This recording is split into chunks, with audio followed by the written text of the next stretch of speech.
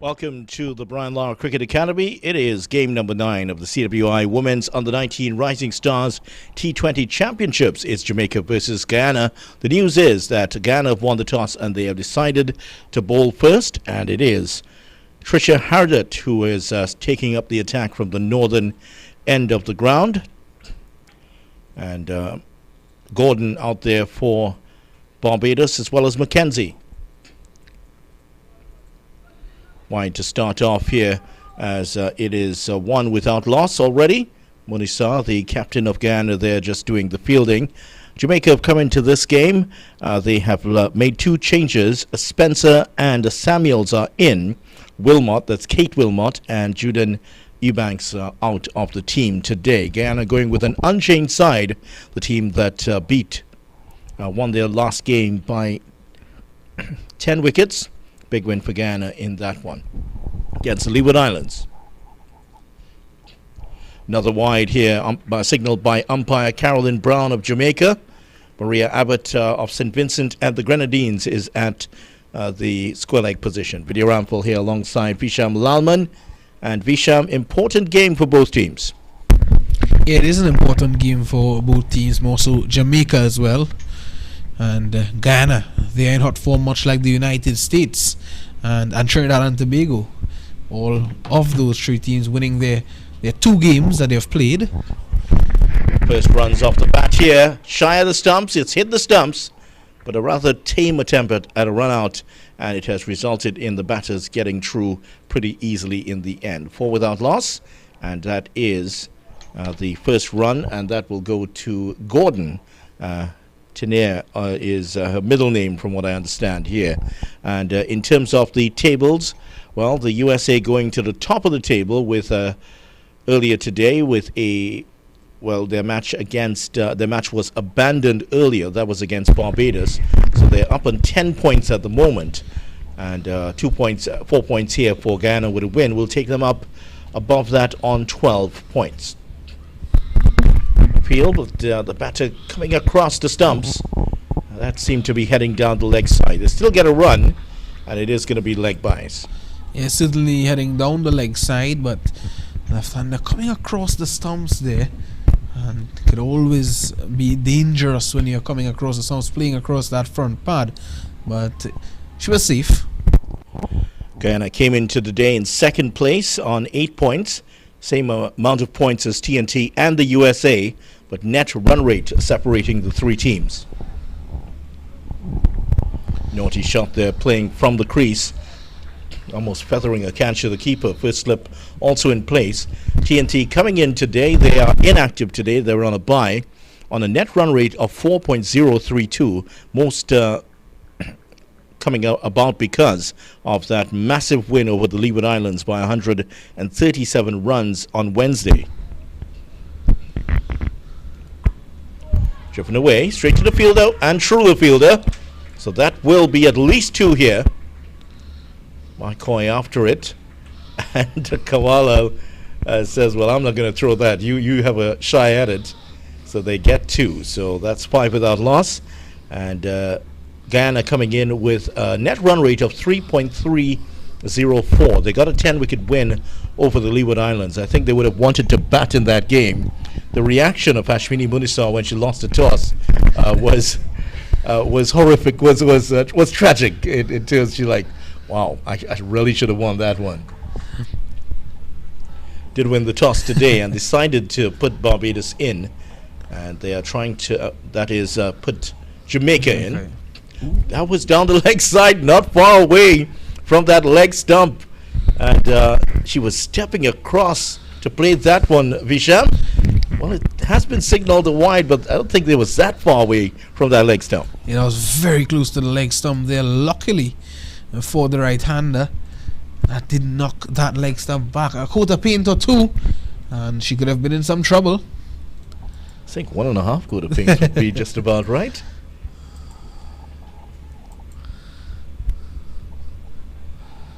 That would have gone for another wide, but that comes off the bat this time. And just 1 more to the total. So as you can see there, 4 wides and a leg bye already in the over. So the extras already looking very healthy for the Jamaica total. 6 out of the 10 runs have come from extras. Yeah, not the best of starts from Hardat. She'd want to tighten up her line here a bit too straight, a bit too wide on some occasions as well. Much better that time. And they won't get the single as Gordon decides to stay in there. And the 2 changes today, just to remind you, as we come to the end of the first over, Jamaica 10 without loss after the first over. Yeah, so a good over to start for the Jamaica under-19 women's team. And it's one that they would appreciate as well. Gordon and Mackenzie opening atop of the order, but they've been well assisted in that over by some extras. They are actually a couple of the United States. Well, yeah, I think they're assisting with the scoring, and that's the scoring downstairs. That's not the, of course, the digital scoring. Still very necessary for the teams who are at ground level. And they've been busy in this first over, haven't they? Yeah, they have been. I think they were getting up on a number of occasions to, insert those scores. And I think they would be happy with the digital scoring at this point. Here's the new bowler coming in, down to leg side again. And Retemiah, who bowled so well in that last game, picking up 3 wickets, starting off in a rather ordinary fashion here. Wondering how much the fact that there was so much rain earlier, which caused the abandonment of the first game. That was a wide, yes, and if that was playing on the minds of some of these players, they were perhaps thinking we might be in for a lengthy wait here, but that hasn't materialized. Yeah, certainly there was some rain prior to the game as well, just before the game. And down the leg side, a second wide. And a really ragged start here for Guyana. 8 extras already in this total of 12. And she's going to come around the wicket now, Retemiah. Just to angle the ball into the left-hander.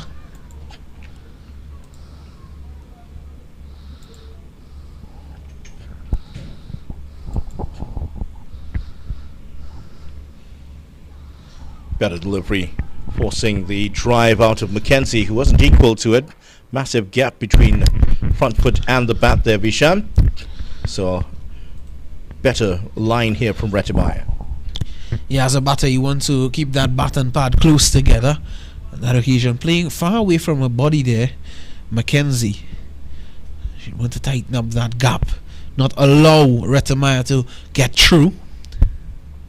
Oh, better delivery, and that's gone straight through, and it's hit the leg stump, and Retemiah, just as she did against the Leeward Islands, has struck early here in the first over. Second legal delivery, and she's taken the wicket, and that is the end of Mackenzie, who's gone to a very good Yorker. She's gone for 1, and the Jamaica and the 19s 12 for 1.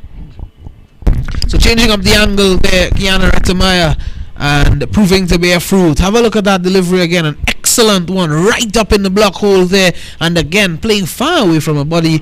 Mackenzie, there weren't much she could have done with that ball, and certainly the big wicket of Mackenzie for Guyana. It's 12 for 1 Jamaica.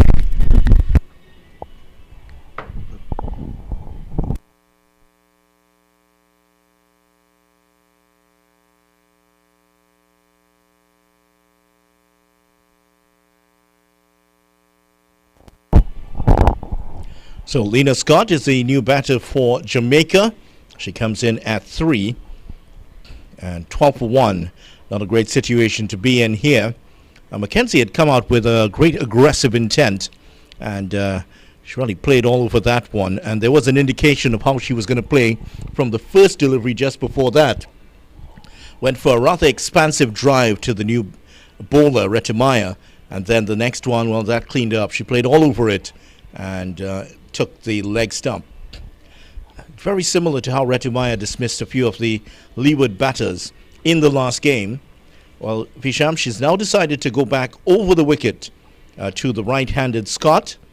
Let's see if she can hold that line and that level of accuracy once again. She'd want to do so. It's a good start from her, despite those 2 wides at the start of the over. Coming around the wicket and, straightening up a line, and she was able to sneak through the defense of Mackenzie. Yeah, she has started much better now. Now she's gotten, I guess that wicket does wonders for your confidence, doesn't it? And she's right on line here to Scott. Now Scott is a big hitter. She hits the ball very hard indeed. And it's encouraging to see from these young ladies the aggressive intent at the start in this T20 match. As she is just losing her shape a little bit. When she was trying to play through the leg side rather than crashing it through the cover region. Yeah, I can't understand why she was looking to take that ball from way outside the off stump and play it into the onside, going right across the line. Should have been better served, driving that one into the cover region, looking to get a single, maybe find the gaps, most importantly. On the line of the leg stump this time, straight to the fielder, and they're sent scurrying back to their creases. This tournament, of course, 6 matches. It's a round-robin tournament involving 7 teams. The 6 traditional teams, Trinidad and Tobago, Barbados, Guyana, and Jamaica, Windward Islands, and the Leeward Islands. It's a little bit slower that time. Just waited on it and decided not to play. End of the over. That's a successful one for Sienna Rettamaya, and she's taken the first wicket fall after 2 overs. Bisham, it's 12 for 1. Yeah, that's a good over from Rettamaya. Not the best of first overs from Hardat, but certainly Rettamaya coming back here now, pulling things back a bit at the start here for Guyana, and most importantly, picking up the key wicket of Mackenzie, Krishana Mackenzie as well. So, I'm sure the captain, Ashmini Munisa, would be happy with that start from Rettamaya. There is the flag of Guyana. That's signaling the Guyana camp here, which is away to the left. Just behind them, there is the Jamaica camp. And the Guyana flag easily recognizable with those series of triangles against a background of green. Lovely country, Guyana. Hope to visit there soon. Bisham, you ever been there? Never been there, but I hope I can get out there soon. A good friend, John Ramsing, across in Guyana, invited us to come to the CPL finals with you. Maybe you'll be going with us, who knows? Well, I'm friends with John Ramsing too, so perhaps I might be invited. Mikey, your technical operator, looking a bit left out at the moment. I'm sure you'll be getting your invitation in the mail, Mikey. Driven away.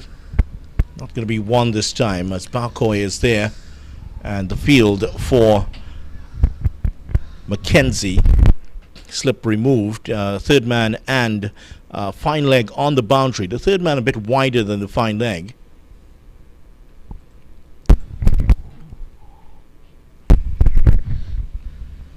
Yes, wide down the leg side. Keeper does well to make the stop. The rest of the field includes a backward point. The captain, Munisa, is at cover. There's an extra cover, mid-on, mid-off, mid-wicket, and a forward square leg. And this is what I've been impressed with Munisa so far, her captaincy. Whenever her fielders, the bowlers are struggling, she's always there to put her hand on the shoulder, say yes, and give her a little word of encouragement. Driven into the gap. That's beautifully played. Not going to go to the boundary. And Mackenzie, that is Gordon, in fact, picking up a second run. But that was beautifully, exquisite timing in driving that one through the covers. Yeah, and she gets 2 runs, stretching that front foot forward there, Tasha Tiner. And she was able to drive it through that cover region, get that 2 runs. A vital 2 runs for Jamaica. Coming off the edge, that's going to go down to third man. Just one, fielder out there on the boundary. And did well to keep it down to 1 run. Bring the Burley Scott on target now. Jamaica and Guyana, 2 of those teams producing quite a few players at senior level. And these ladies are vying to replace them. You were going to say something, Vishan. Yeah, speaking about the captaincy of Munisa, if we look at the top 3 teams in this tournament thus far, USA, Trinidad and Tobago, and Guyana, the intensity of the captains, Munisa, Shalini Samaru, Gitika Kodali, have been a different energy from the rest of the captains. And that's hit powerfully past the fielder for 4. Should have been stopped, but it was hit so powerfully by Scott that the fielder, once it had gone past, couldn't get a hand on it. That was always going to go to the ropes. No chance there for the fielder to get a hands onto that one. That was a forceful shot there from Lena Scott, who looks to be a powerful player. Look at that. Wit was on offer, and she absolutely smashed that pass mid-off for 4. Lavina Ragubert was there, and she just had to put out the left hand. By the time it was down, the ball had already passed. That's not going to be given. That's way down the leg side. Umpire Carolyn Brown of Jamaica officiating in this match. Kashif Sandy of Trinidad and Tobago is the third umpire for today. End of the third over. 8 runs coming off that one. And Jamaica, after a fine start, aided and abetted by 9 extras already. Yeah, definitely. So, and I was making the point about the intensity of the captains of those 3 teams, Vidya. I'm not sure if you agree with me, but it has certainly been at a different level from the captains of the other teams. And I think it has really set the tone for these 3 teams, hence they're in those positions. Yeah, they also, to an extent, have a loaded gun to work with, because they have some really good players. With all due respect to the rest of the teams in the competition, Barbados is certainly one of the teams to be in an unfortunate position. They came up against 2 well-oiled machines in their first 2 games, losing those, and were actually in a really bad position against the USA earlier today before that game was abandoned.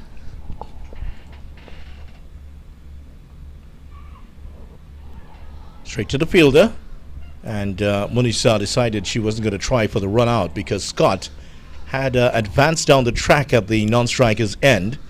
And not only is she aggressive in her stroke play, she's aggressive in her running. She's all business-like out there, isn't she? Yeah. I'll be interested to see how much she can get in this innings for Jamaica. They want a big knock from her. Trying to drive that through the offside. It goes on the onside.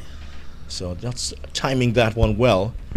And these young ladies, just like all of the young men in Jamaica playing cricket, they've seen their heroes, Chris Gale and the likes of Andrew Russell, smash deliveries all over. And when they get out there, it's like Scott, for instance, in that fine tradition of hard-hitting Jamaica batsmen in white ball cricket. That's hit the pads. Down the leg side. Umpire Abbott was having none of it. Just one, leg by, she signaled, so there was no bat onto that at all. So she reckoned that was going straight down the leg side. Looked very close. We'll have to look at that again. Here it is. And it was stealing down the leg side. It was coming back though, and that could be very close. Vidya, you are seeing that leg stump. Tell you what, that could have been cannoning into leg stump. It was very, very close indeed. She'd be lucky to be there. Yeah, there is a slight movement away from the right-hander. So that one, which was starting on the leg stump, suddenly started to come back in. Pretty close indeed. There it is. And the thing is, she didn't move her feet too much. And there is a... Yeah, that's... Yeah, well, that's going to be a close one. To me, that's out for you. But the benefit to the umpire as well, she's in the right position to make the decision. Straight to the fielder. Does well to make the stop. Scott may have missed out there. She's feeling a little bit aggrieved because it was wide outside the off stump. She's still working out. I really should have pushed that past the cover fielder for 4. Yeah, knowing the kind of player she looks to be, that powerful nature, she would have wanted to get that boundary there.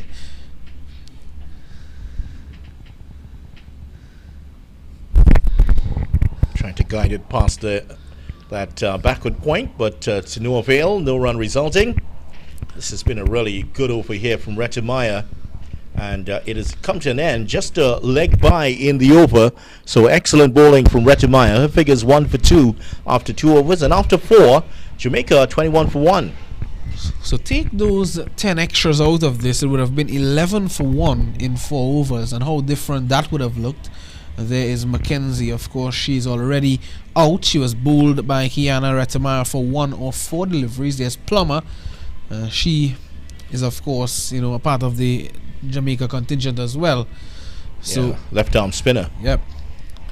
And she has the bats with her right now. Just, I guess she's already chosen her weapons for when she goes in. Mackenzie looking very disconsolate at the moment. The pad sitting next to her. and getting some words of advice from the coaching staff next to them. Very important, the relationship between the players and the coaches at this level. Recently, during developmental coaching development workshop here in Trinidad, that point was made by the CWI representatives about the need for good coaching at the early stages of your career. Bowling change here, and Lena Scott is going to be bowling now from the northern end. Starts off very much on the middle stump, so good start for her. She was very tidy in the tournament already. The Guyana bowlers, really on target. Apart from that first over from Trisha Hardat,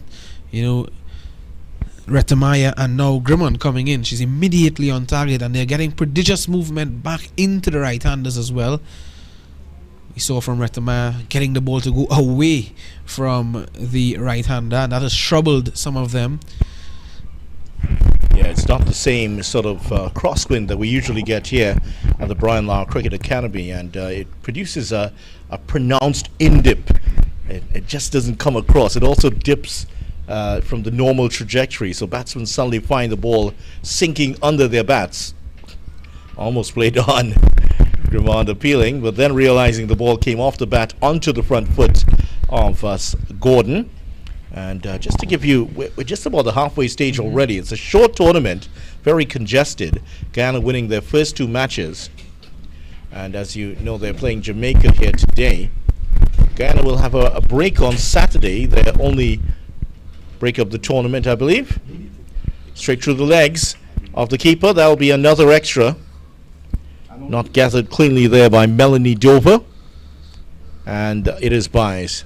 So Guyana will have a rest on Saturday. They won't be playing on Sunday also, so they return on Monday. They will face Trinidad and Tobago. Well, that is going to be a real cracker here at the Lara Cricket Academy from 2:30. They'll play the USA the next day. That's Tuesday at Diego Martin.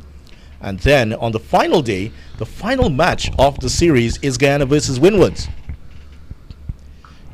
So you really have to say that the advantage is going to be with this Guyana team, because after Trinidad and Tobago play the USA early in the morning, Guyana will know exactly what they need to do against the Windward Islands. That's what I was looking at in terms of the format. Guyana have a distinct advantage in this tournament. Yeah, and I think they would appreciate playing that final game of the tournament as a result of that. Oh, that's played. Worked beautifully. True extra cover for 4 runs. What a shot. And that is magnificent timing. Great placement from Lena Scott for 4. Excellent shot there from Scott. Short, wide, and yes, what was really good about that shot, she was able to find the gap, most importantly, and it ran along the outfield here at the Lara Cricket Academy to perfection. 26 for 1 after 5 overs, and Jamaica, aided by 11 extras, up to 26 for 1, 5.2, healthy current run rate so far. So Guyana will have to pull things back here. They're not exactly in the red zone just yet, but they're just about there or thereabouts at the moment. And Munisa is going to have to do some work here to get the best out of her bowlers. And she has her best bowler, her best weapon at the southern end. That's Retamaya, who is still on here for a second over.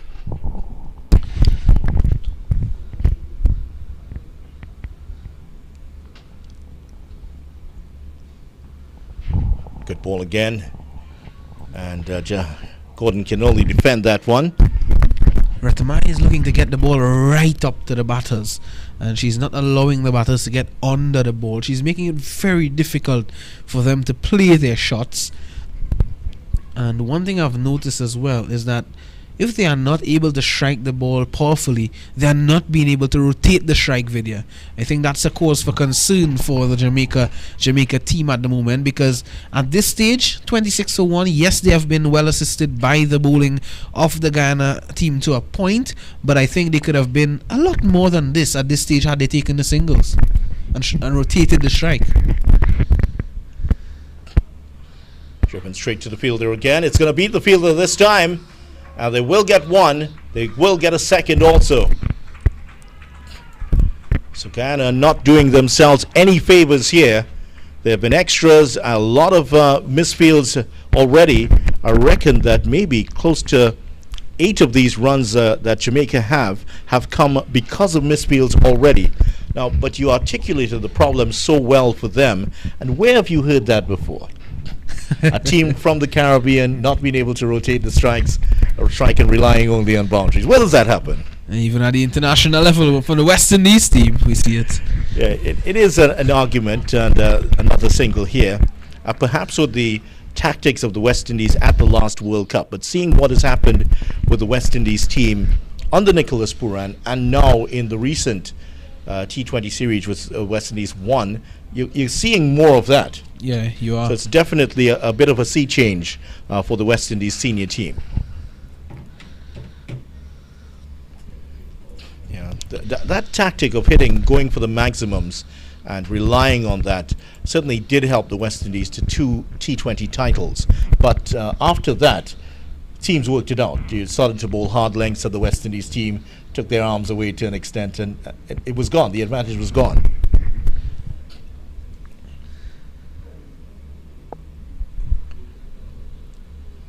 That's exactly what Rettify is doing. A nice length here, and she has kept Scott quiet. Not the strongest on a pad, Scott, but if you put it up in that slot outside the off stump, she is going to put it away every day. 29 for 1, 3 runs in that over. End of the power play. Yeah, that's a good power play, I think, for both teams as well. There is always a concern when you lose a wicket or two in the power play. It's something that you don't want to do. But I think, in the power play when you are going guns blazing, which I didn't see from the Jamaica team, but when you are looking to take risks in the power play, I think you can afford yourself to lose 1 wicket at least, Vidya. Well, at most, I should say. You don't want to lose any more than 1 wicket in that power play. Yeah, and there's the stats have borne that out. Estimates indicate that if you lose a wicket in the power play, it reduces your final total by at least 12 runs. Yeah. However, if you lose wickets late on, it only slows you down by maybe about 2 runs or so. So the later you lose wickets, that's fine. But earlier on, it's always going to be a problem for teams in these T20 matches. So Jamaica, let's see how the field has changed now that the power play is in. There's just 1 fielder outside of the 30-meter circle, and that is at fine leg. Now, another player has been pushed back 3/4 way to the boundary at third man. Just 2 fielders outside of the circle. Grimmond again. Straight to the fielder on the boundary. Ratty Myers there, just 1 this time. Yeah, too straight from Grimmond there again. So this is something we've seen from the Guyana bowlers. And they don't adjust. Bowling a bit too straight. Now, normally we'd see in the men's game, you'll see fielders scurrying everywhere, but in this format, with the batters not as powerfully, not hitting the ball as powerfully, there is a case to keep the fielders, as many fielders, inside the 30-meter circle as possible.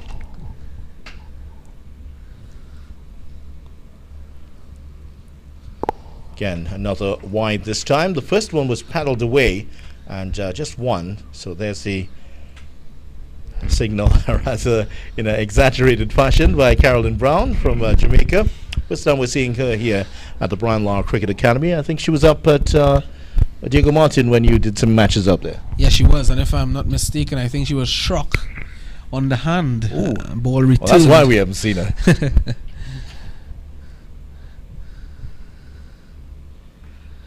Yeah, there's a case being made at some points about umpires wearing helmets. And while the power game is certainly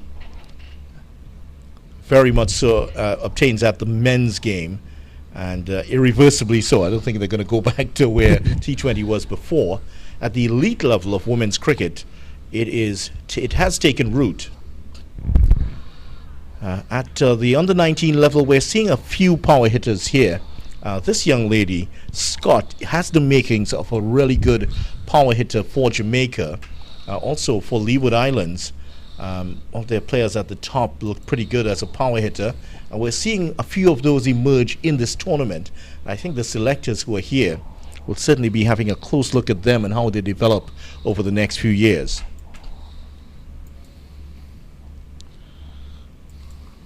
say that because that's where the women's game will go to. The power hitters will start to take a bigger and bigger make bigger impacts on the game in women's cricket. Yeah, definitely so. You don't see that as much in the women's game. Yes, at the international level you do, but at this regional level, leading up to the international level, you don't see that much power hitters as you want to see. Pulled away, didn't get all of that. There's a fielder out there, and that's at the deep mid-wicket position, just one. So yeah, that was the one she wanted to get away. She was hoping for one a bit shorter there, Scott, but didn't quite time it as well as she would have hoped. Deandra Dottin might be putting her popcorn down at the moment. So what is this Mr. Lalman saying about the absence of power hitters? But I take your point. She's rather the exception rather than the rule. Another wide, and the extras tally goes up to 13. Deandra Dottin certainly opened up a lot of eyes back in 2010 when she scored that 100 in a T20 match. First woman to do so. And yeah, the women's game the axis has been tilting towards power hitting. And whichever team can find that right mix of power hitters and those batters who can stay in there and hold the innings together, they will dominate the next decade. Yeah, I have to agree with that. But many a times you see batters or batsmen, as the case may be, when they look to bludgeon the ball, their touch play, their rotation of strike is diminished. But while we speak about your ability to bludgeon the ball to all parts, Vidya, you still have to adapt. When you are not presented with those deliveries to really blast the ball away, you need to rotate the strike. That's something that you need to take into consideration. Yeah, certainly 33 for 1 after 7 overs. So Jamaica in a good position here. The scoring rate has started to dip, 4.71 at the moment. It was well over 5 at one point. So Jamaica will want to push this along. That last over containing 2 more wides, just 2 singles. So turning over the strike certainly is something that I'm sure that the coach will want to impress upon these young chargers in the Jamaica team. So far, Gordon is out there on 10, Scott on 9, 33 for 1. Extras top scoring with 13 at the moment. Retimaya 1 for 5. And she is going to continue here. We saw with Guyana, Grimond bowled the last over. Retimaya, we saw in the previous game, bowled all 4 overs on the trot. And I have a feeling that's exactly what we're going to see here from her. Getting ready, just about to start her 3rd over, blue hair and all. I don't think you're going to be allowed back in the house if you come in with that kind of hair, that color of hair, Visham. I don't think I would, Vidya. Have to seek residence elsewhere. Yeah, a bit slower that time from Retimaya, mixing up her pace nicely here. And 1 for 5 in 3 overs. I think the captain, the coach, would take that any day of the week, twice on a Sunday, as Mr. Vinod Mamchan likes to say. Julian Moore is the head coach of the Guyana team, and here's a name I'm sure you remember. Tremaine Smart is the manager of the Guyana team. That's a rather wild hit. She surely should have been. Yes, that's what her hands showing. That's where she should have played it, through the cover region. Tremaine Smart, who played over 36. She's 36 now. She's played 57 ODIs and 58 T20 internationals for the West Indies. And great to see her here as the manager of the team. Pulled away. Past the fielder. Work here in the outfield. Oh, that's a great oh no! She got the foot across. Made the stop, and then it just rolled away. Lavina Ragubia looking very disconsolate, but she stuck out the legs. Now it went past the field, and look at this. She's sliding, making the stop here. Oh, I think it was this. Oh, she stopped it with the left foot, but it was the right foot that got onto the ball and kicked it onto the ropes. Unfortunate there for Ragubia, but it's 37 for 1 with another boundary. Yeah, you have to, appreciate the effort from Ragubia. Excellent work. Not being able to limit them Could be well, Scott was off. She was yes, no, and then almost to run out. But Guyana have to do something about this partnership. It's already up to 25. And they haven't looked on top of their game, you have to say, Guyana.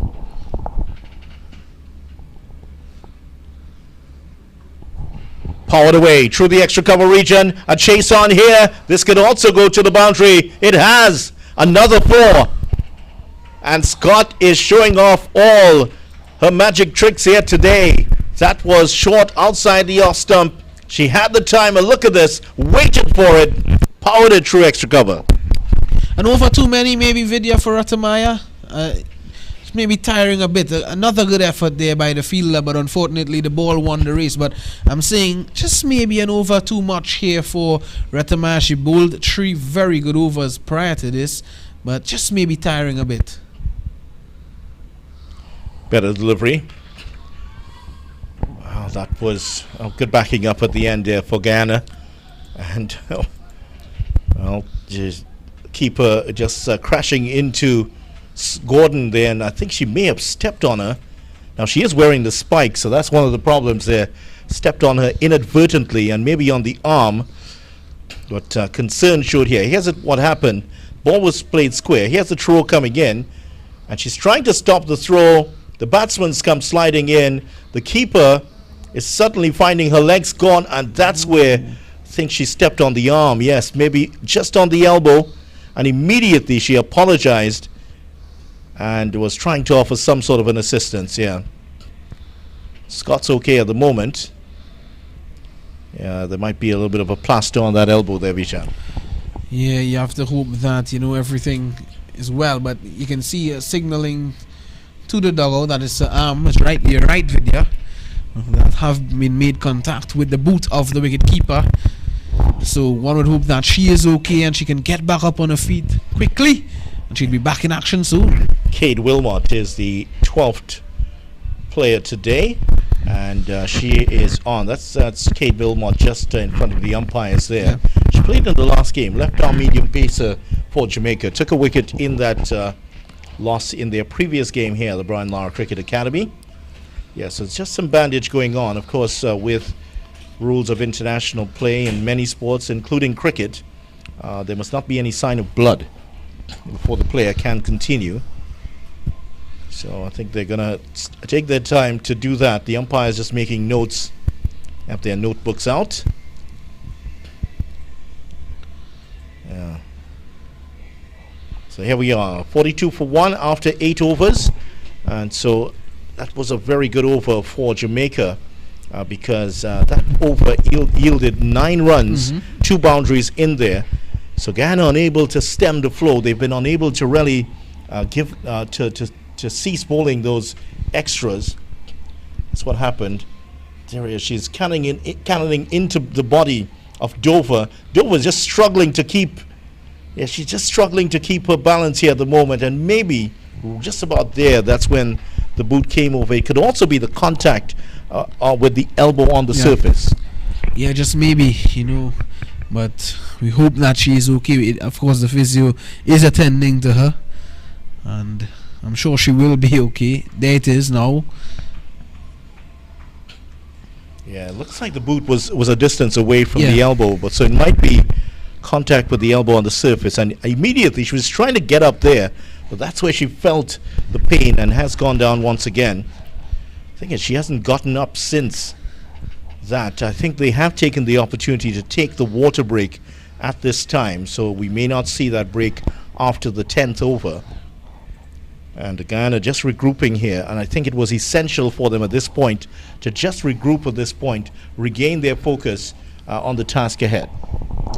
Yeah, this could be a much needed break for the Guyana team, but not under the best circumstances, because of course Tene is down for the count as we speak.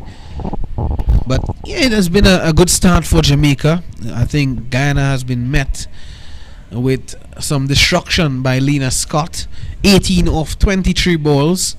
She's been able to strike 4 boundaries in that video, 4 fours in that score of 18.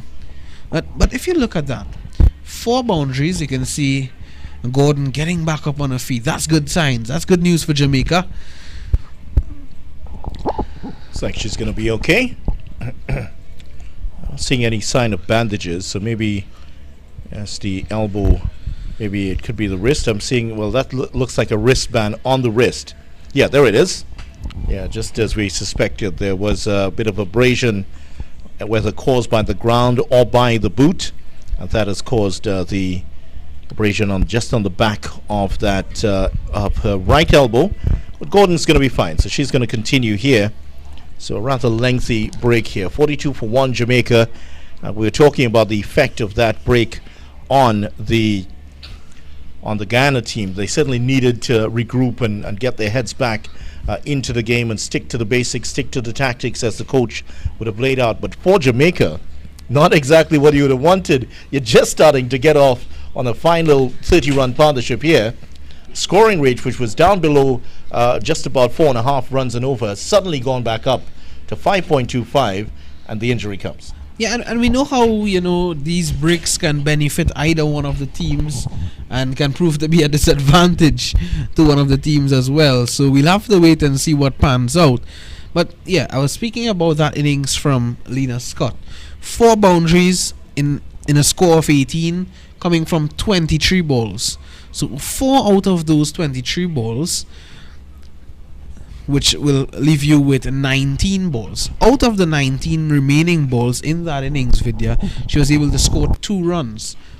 Now, if she could have maximized her run scoring in terms of rotating the strike, I'm continuing to echo this sentiment, because they could have been in a better position, even better than the position that they are in at the moment.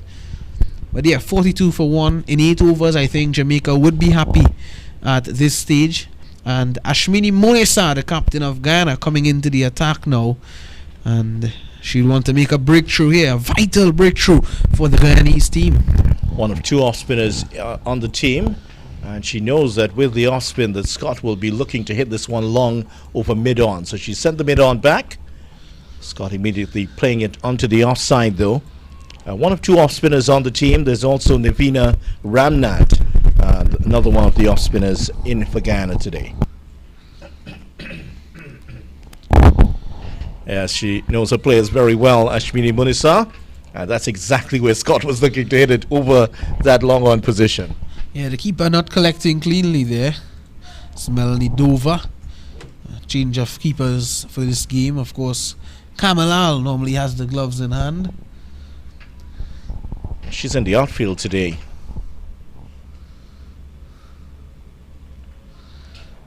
Scott looking to cut that one. There's no fielder beyond that point fielder. There is one at extra cover on the boundary. So extra cover. There is a long on, not quite on the boundary, and a deep mid wicket in place. Better flight to delivery from Munisa. And she is quite a young lady already. Signs of leadership that we're seeing from her. Quite impressive.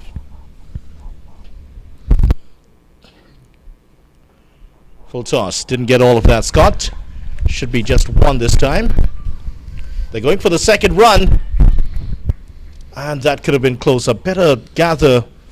Might have had them in some trouble there. So that was Hardat picking it up and doing the fielding. And I think the throw has damaged the hands of Munisa here. I think she's I think you're right. She has taken it on the chin.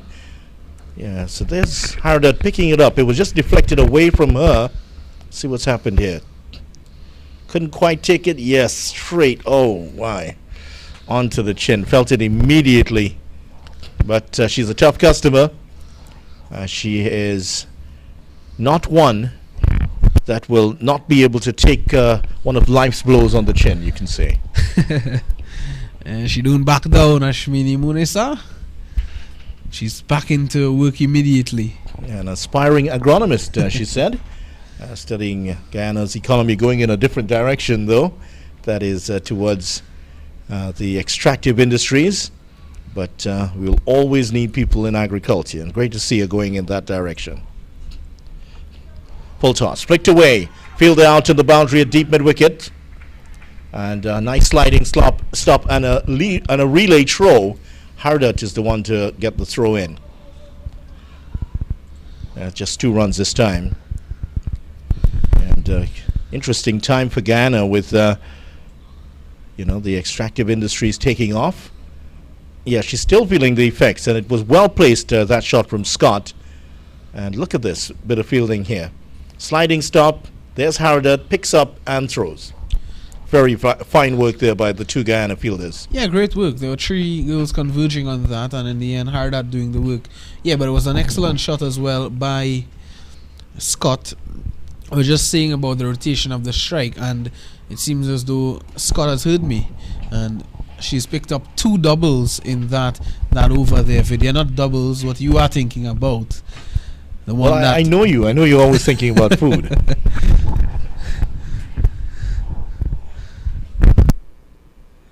So here is the other off spinner that we talked about. It is going to be Ramnath to continue from the southern end of the ground.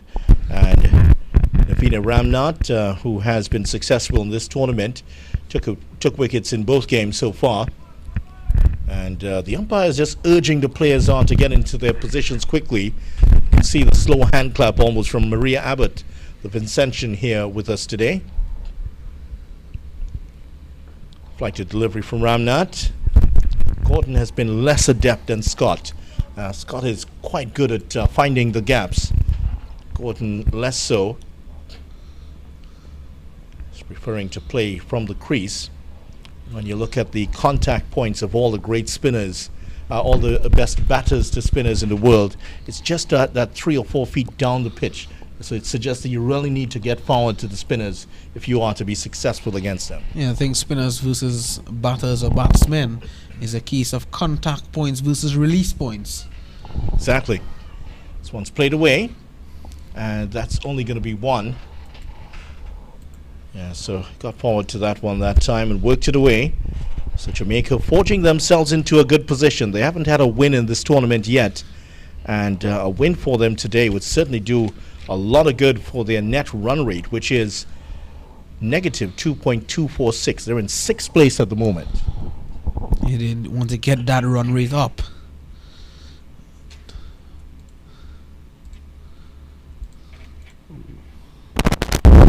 Almost propped back to Ramnath. Wow, that was very, very close. We saw in the last game a little interesting thing about Ramnath. There were several return catches. Now look at that. Now, maybe a little bit better effort could have come in there. Maybe a little slide, just move forward to it. She just, as she comes through, she just sort of stops there. And we saw in the last game about 3 or 4 chances come back to her. Maybe a little bit of forward movement could have helped her to get the return catches. Yeah, I think we saw that at Diego Martin as well in their first game. A number of chances of that ball being struck back to her. Not as quickly, but it would have required an effort to get to it. But certainly we didn't see that. So 10 overs now in the books, 48 for 1. Just 2 runs in that over. And yeah, they're doing some work here at the Brian Lara Cricket Academy. Power washing. I wonder if we can hire them to do some work at Visham's place. I think Visham needs to do some power washing on that cricket pitch you have in the back of the ground, isn't it? Or somewhere around there? I'm not sure why they'd be power washing my cricket pitch video. It needs some power washing. I've seen your cricket pitch here. It needs some power washing. Don't live in denial, Visham. 1 for 14, Retimaya. No wickets yet for anybody else. So just the 5 bowlers used. Haradat, Retimaya, Grimond, Munisa, and we also have Ramnath in. Yeah, good little innings building here. Good little partnership building between Scott and, Gordon. Munisa back in. That's going to beat the fielder. They're going to go for 1. Will they go back for the second run? The return is in at the bowler's end, but not quite a powerful return. And Scott has all the time in the world to get back. And really liking a look here at Scott, who has grown here through this innings. It's not just about the power hitting. Her placement has been quite astute so far. In the process, bringing up the 50 runs as well for Jamaica. Oh, that's good. Very, very good indeed. Just placing it on the onside, picking up the single. So she's perhaps saying, Mr. Lalman, what were you saying about not rotating the strike? It's certainly she's grown, as you said, throughout the innings. Now she's looking to do that. But admire the positivity in her stroke play, Lena Scott. Kind of facing a real test here, and Munisa knows that. Oh, that was a great delivery. Where did that one go? And Melanie Dover unable to collect, and that has gone for 4. Yeah, that will be 4, because the back foot was clearly over the ropes when she made the throw. A 4-leg bye signaled by the umpire. And Dover was in no position to stop that one. And it ran away for 4. I'm not sure if was there any contact there. Don't think there were contact with the pads. I'm not too sure. Tripping past the skipper again. This time they're going for 1. So it's only going to be 1 this time. So Munisa, the 4 in the over. There's also another one. She had a blow to the chin there. Well, didn't see too much of contact there, but that one definitely between batter and the leg stump. You're playing far away from a pad there. They're looking for the single. Now this is better from the Guyana fielders. Look at that. 3 players converging on it. They sense that the Jamaica players have now come alive to the possibility of getting those singles, and they're fairly racing in after each delivery is bowled.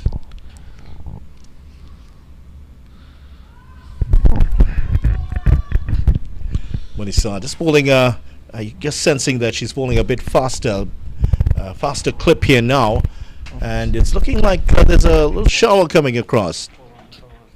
Yeah, they have called the covers, and at 56 for 1, the covers are going to come back on here.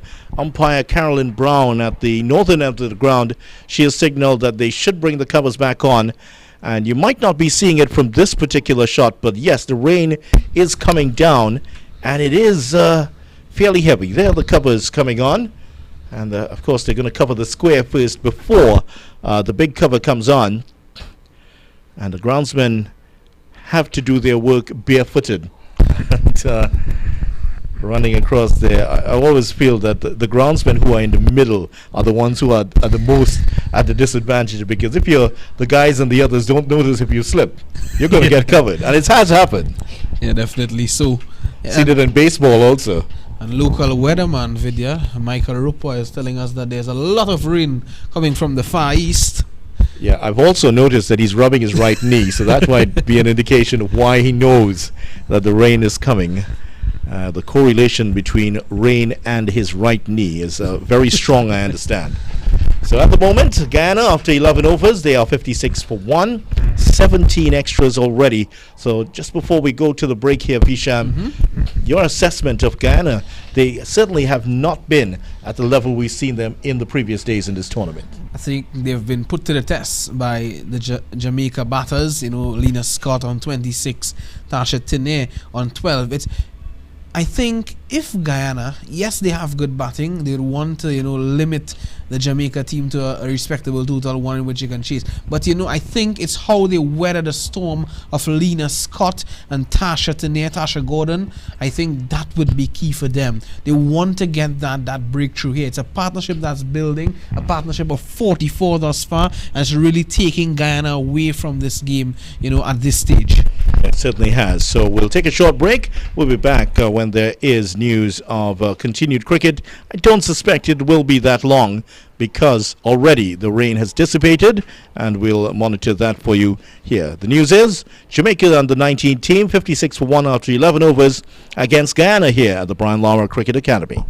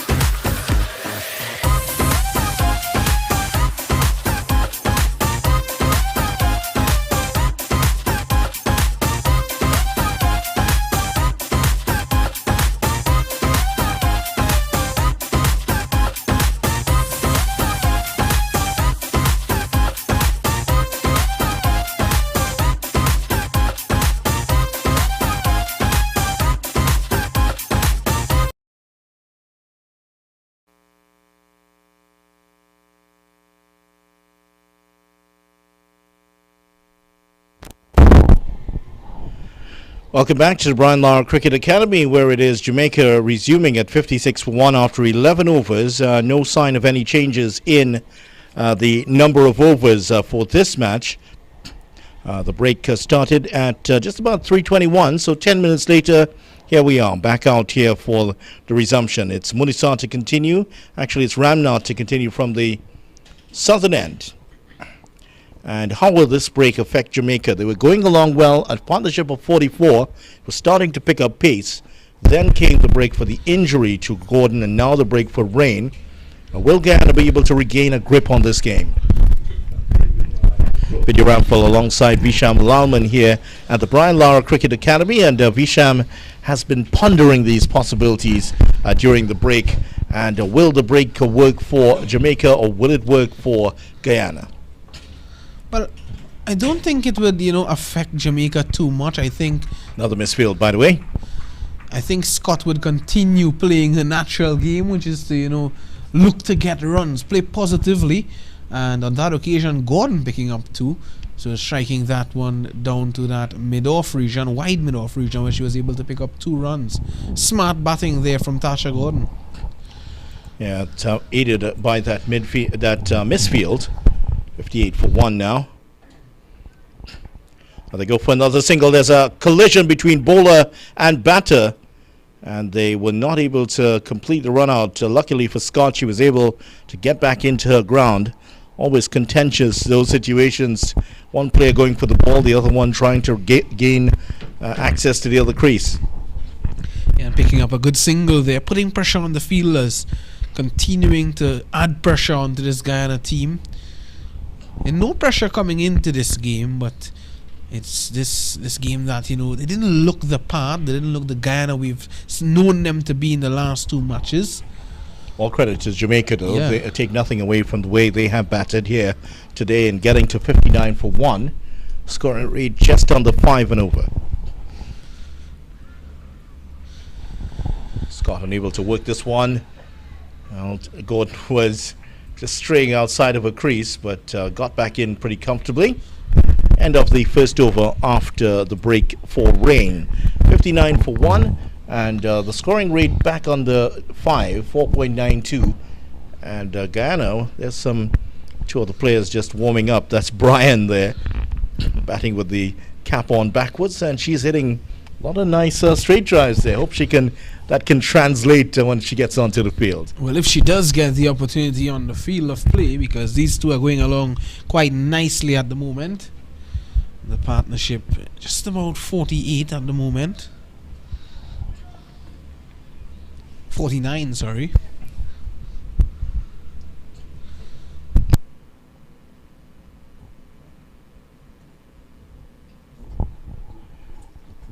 Scott at the non-striker's end, and Gordon facing up now. They just come out of the break, so Gordon just refreshing her guard.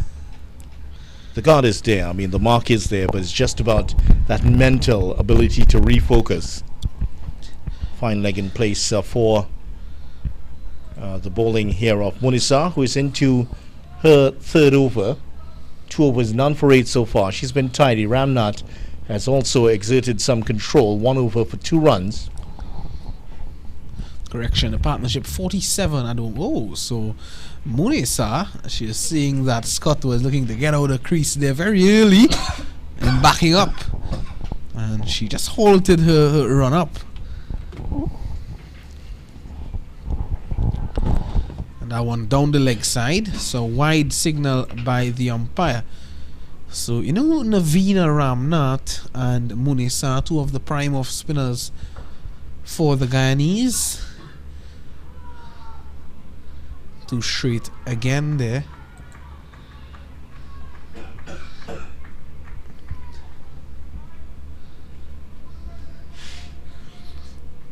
They get through for 2. But that's 2 easy runs there to Tasha Gordon. And takes the score now to 62 for 1. So they're looking very comfortable here, these 2 Jamaicans. Looking to strike this one powerfully down the ground, and only managing to get it to mid-on. Dot ball from Munisa.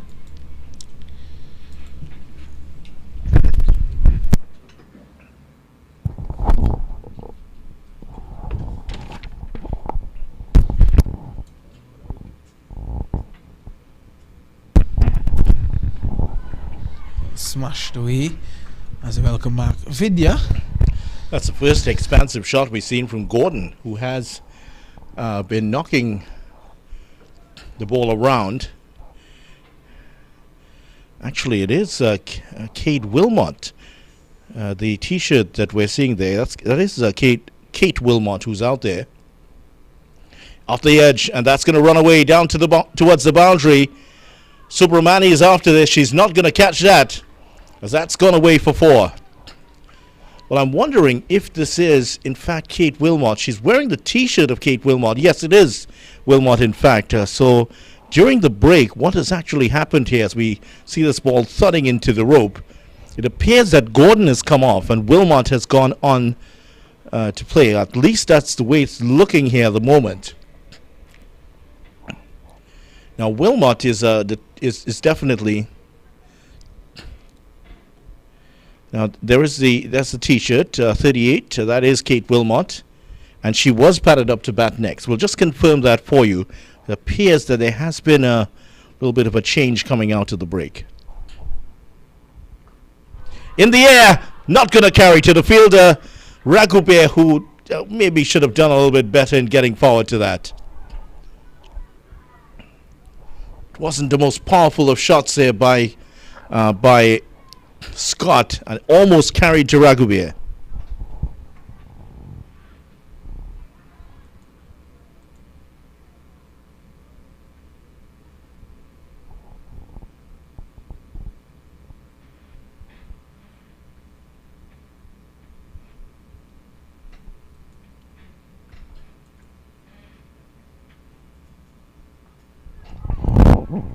Another good delivery here from Monisa. And since she's come on with Ramnath, these two have bowled 5 overs and they have conceded 24 runs. So it's been very tidy here from these two. At the end of the over, which is the 13th of the innings, it's 70 for 1. 70 for 1. 11 runs coming off that over with the boundary and a flurry of runs in that over. So the break has not exactly helped Guyana a lot here. They will have to chase down a total, it looks like, at the moment, significantly over 100. So this is going to be a real test for the Guyana players. Munisa has bowled 3, Ramnath has bowled 2, and she is on here to bowl her 3rd over.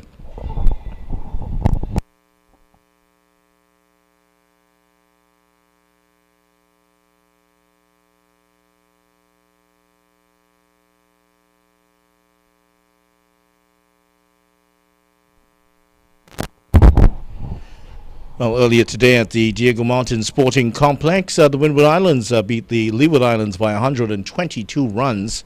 Massive victory for them. That's going to lift them in the table. Wilmot forward to this one. There's no run. And, yeah, that was a big win. Glasgow 38, Marcelin 37, Claxton, who had a good all-round game in a losing effort for the Leeward Islands, 3 for 29, and also making 11. Appeals for LBW here has been turned down, and the Guyana fielding effort has not been special here today. They have had better days in this tournament. Break in the tournament yesterday. They're now playing their 3rd game. 3 games still to go after this for Guyana.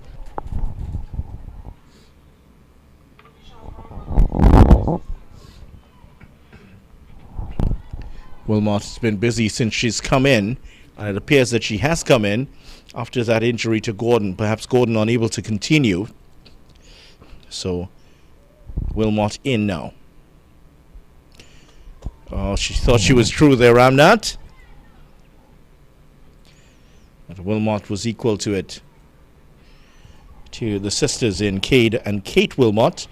Cade out of the team today, the left-arm medium pacer. Kate in today, both of them playing in the 2019 tournament. Spooned in the air. Is that going to be caught? Falling in no man's land. And they will get 2.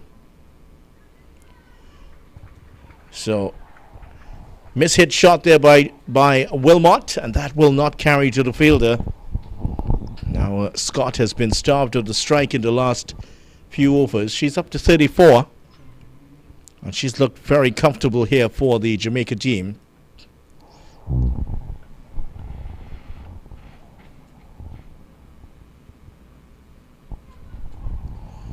That's a good bit of batting here.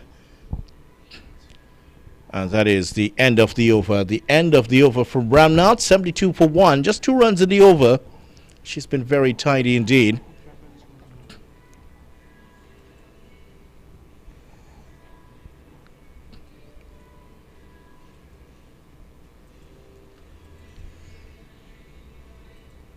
Several members of the staff here have been enabling us to be working in a very clean and environment, which we certainly have appreciated during our time here at the Lara Cricket Academy. Jamaica 72 for 1 at the start of Munisa's last over here. And once again, it's gone through in between, out of the hands there of Lavina Raghuber. He's had a really rough time today. It's a position you're always going to be busy in, that mid-off position.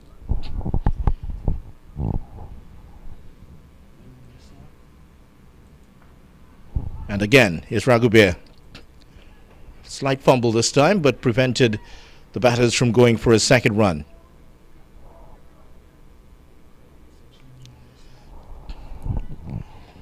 Munisa has joined the ranks of the senior Guyana players during the recent 50-over competition.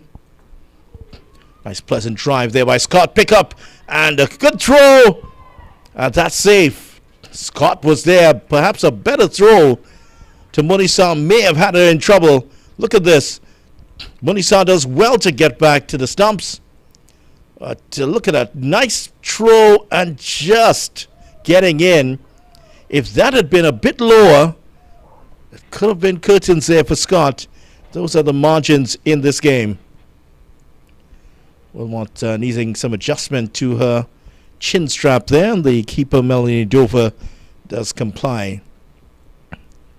Guyana will have to come up with something special if they are to go on to win this game. Jamaica have some pretty nifty bowlers. That was very, very close. More runs here, back live. And Munisa's figures not looking quite as tidy as they were in the last match. She is an impressive young cricketer. Certainly we would hope to see her in the West Indies team of the future, and certainly continue on for Guyana.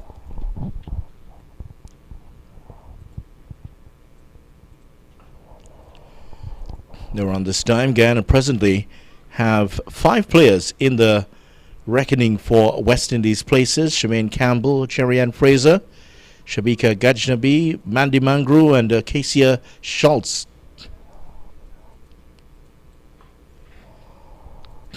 Back to the bowler, and there's no run. The end of Munisa's spell, and it's been quite tidy. 4 overs, none for 23.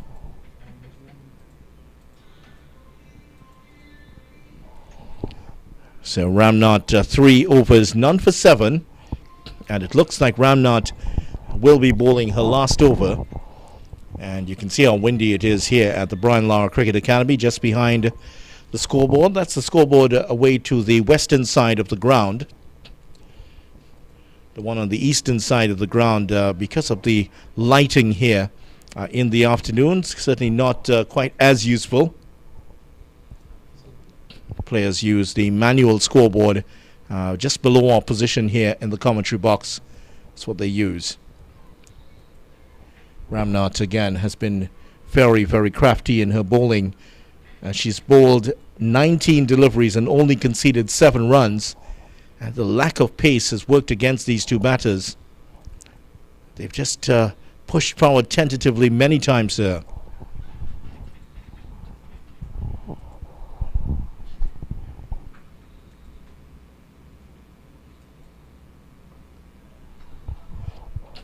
Yeah, slightly round arm at times, Ramnath.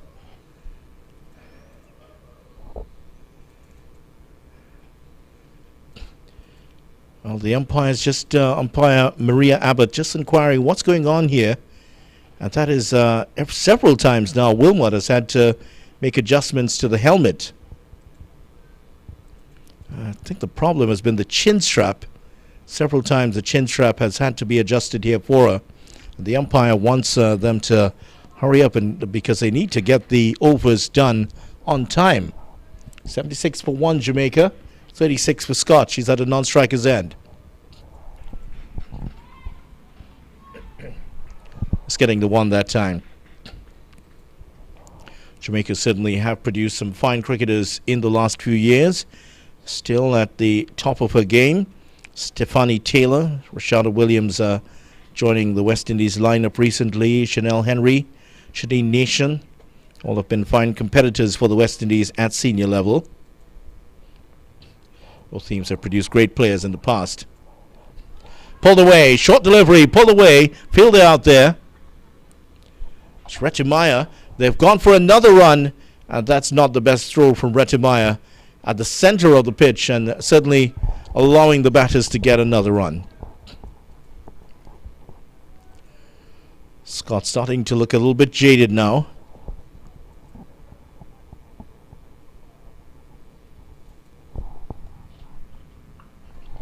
Ball just over the head of the fielder. Picked up in the outfield. And just one this time. It's been a good effort here from Jamaica. Certainly a lot better in terms of their effort here today. Jamaica against this Guyana team. Jamaica lost out to the USA by 7 wickets in their first game.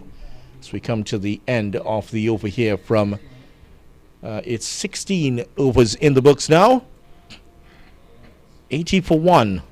First wicket going down in the second over, and these two, well, there's been the loss of Gordon due to that retirement, but 80 for 1, very good effort from these two bowlers.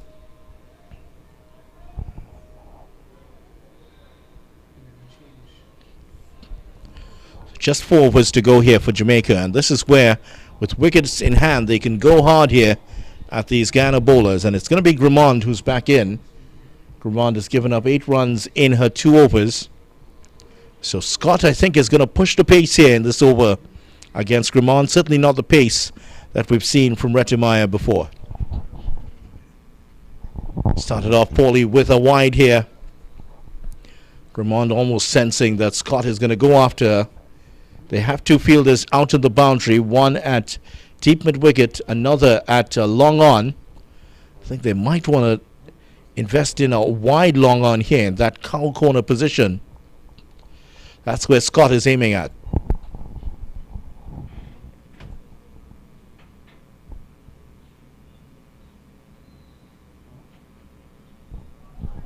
Better delivery here from Grimond. Outside the off stump. Scott unable. She's setting up for that shot on the leg side, hitting with the wind. But Grimond very cleverly bowling it on the offside, just caught her by surprise.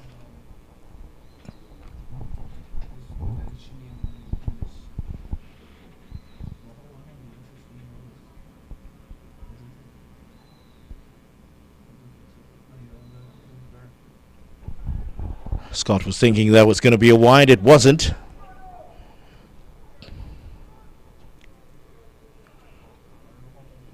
So Jamaica getting a bye after the second round, after that loss to the USA by 7 wickets. They have to play TNT tomorrow, Windward Islands on Sunday, and then Monday they play Leeward Islands, on Sunday, Windward Islands on Monday, and then on Tuesday they're up against Barbados. 13th is the last day of the competition. Jamaica will not be playing that day. They'll end off their program on Tuesday against Barbados.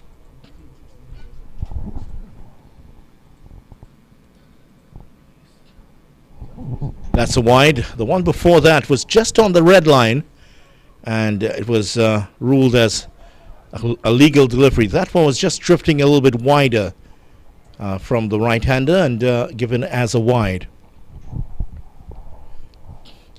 2 runs conceded in the over so far from Grimond. 3 balls to go.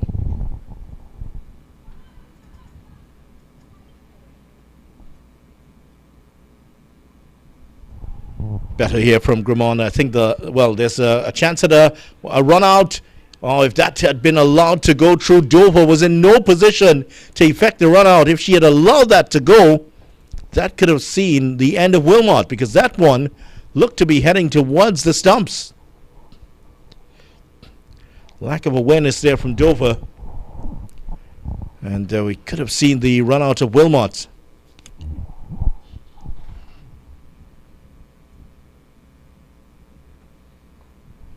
Good delivery here from Grimond, getting the ball to tail in to the right-hander. Jamaica, their run rate has not gone over 5 for quite a while. And that is great credit here to Jamaica, to the Guyana fielders and bowlers who have pulled things back since that water break.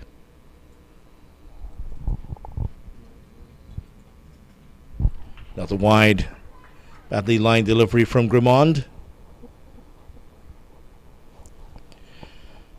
No indication that there will be any further interruptions for rain later on today.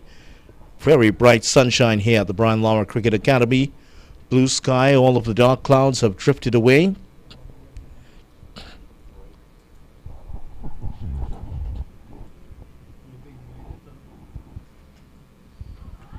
On the edge from Scott, and the far less pace here from Grimond certainly is troubling Scott, messing up her timing.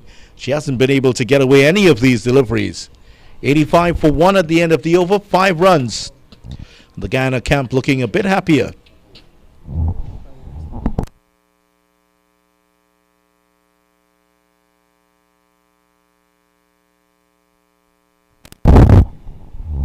Well, tomorrow there will be 3 more matches here in the CWI, West Indies Under-19 Rising Stars T20 Championships. Jamaica back in action tomorrow against Trinidad and Tobago at the Diego Martin Sporting Complex at 9:30. Leeward Islands will face the USA here at the Lara Cricket Academy at 10 a.m. West Indies will face Barbados at the Lara Stadium at 2:30. Windward Islands will face Barbados at the Lara Cricket Academy from 2:30. And here is another bowling change, and this time, let's see how it's 85 for 1 here for the Jamaica team. 3 overs still to go. A run a ball will give them 18 runs, so that'll take them just over about the 103 mark. They will want some more. Full toss, off the edge, down to the boundary. That's going to be 4.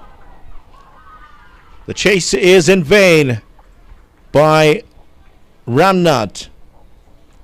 Another great delivery to start off here. And Trisha Hardat, who's really struggled in this match. She's getting the ball to swing, and Wilmot, well, full arc of the bat, picks up a boundary.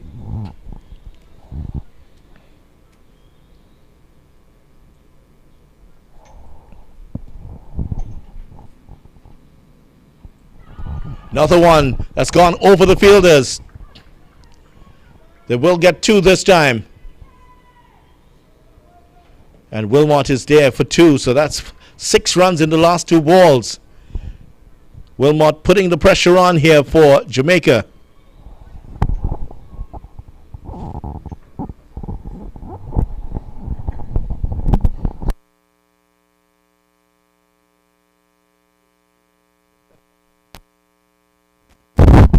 So Harrod continues. She's under pressure.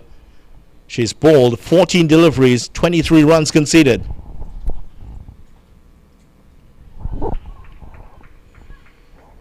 Another run here against the name of Harrod, and perhaps if there's anything we can learn from the Guyana team, is there a lack of depth in the bowling of this Guyana team?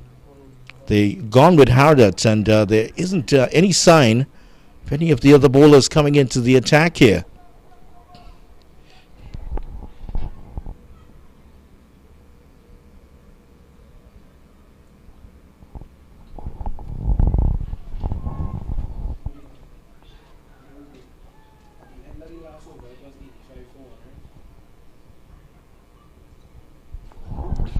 Scott going for the big hit. That one's a fair delivery according to the umpire. They do still have some options. Kamalal is not, she's the wicket keeper. Barcoy can bowl some right arm medium pace. And Sarah Amin doesn't bowl, so they're a little bit light here.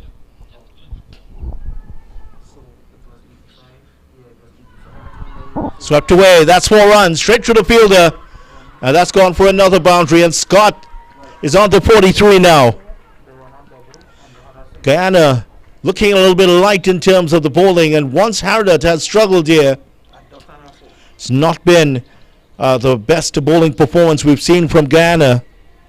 They left out Lakshmi Hardev, the leg spinner. They also have their right arm medium pacers, Jamie Campbell and Crystal Durant, on the bench. They've been left out of the team, and perhaps there might be a rethink in the next game. The meantime, Jamaica have brought up the 100 for 1. 96 for 1. That's hit on the pad. Well, that's turned down. I looked pretty close there. End of the over, though. A good end for the over for Hardat, who's bowled her third over. None for 28. She's been very expensive. That's hitting, I think it was bat onto pad. Yeah, that's it. It wasn't pad first. It was definitely bat onto pad. And that's why it was the appeal was turned down. 96 for 1, and still 2 overs to go. 11 runs off that over from Trisha Hardat. And Visham Lalman, who's having his third lunch of the day, is agreeing that that is a very good spell of batting there for the Jamaica team. Chance at a run out, and Scott survives. Grimond unable to find the stumps.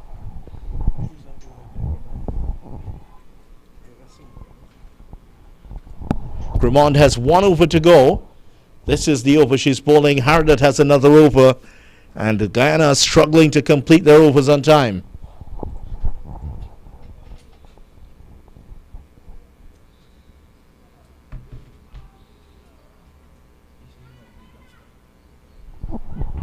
Another edge, beats the keeper. And that's been given. Yes. LBW coming down the track. I thought there was a little bat in that, but there wasn't. And Scott's long innings has come to an end. She's out for 43. She's been given out to LBW, and what an innings this has been from this young lady. And Scott, Lena Scott, to give you a full name. Great delivery from Grimond, starting outside the off stump. And with that slingy little action of hers, yeah, just coming back in, hitting her directly in front of the stumps. And umpire Carolyn Brown says you're going on your way. So LBW for 43, and she's getting a good round of applause as she makes her way off the field. And Grimond finally strikes. So Jamaica will go into the break here on a real high. Kate Wilmot is getting some refreshment there. She's sitting on the turf just waiting. And Bryan, who has been patiently pinging balls all over this Brian Lara Cricket Academy just below us here, she is finally getting her chance to bat. And there is not a lot of time for her. Just 10 balls to go in the innings for Bryan to make her mark.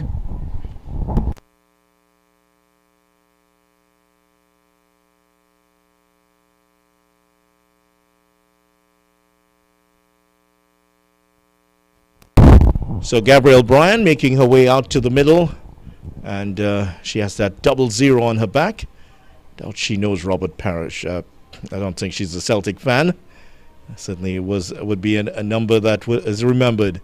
So Bryan, who was hitting the ball very hard outside. Now she gets a chance against Grimond here. I think she's well warmed up right now, the right-hander for Jamaica. Let's see what she does here to Grimond, who's getting the ball to drift in to the right-hander.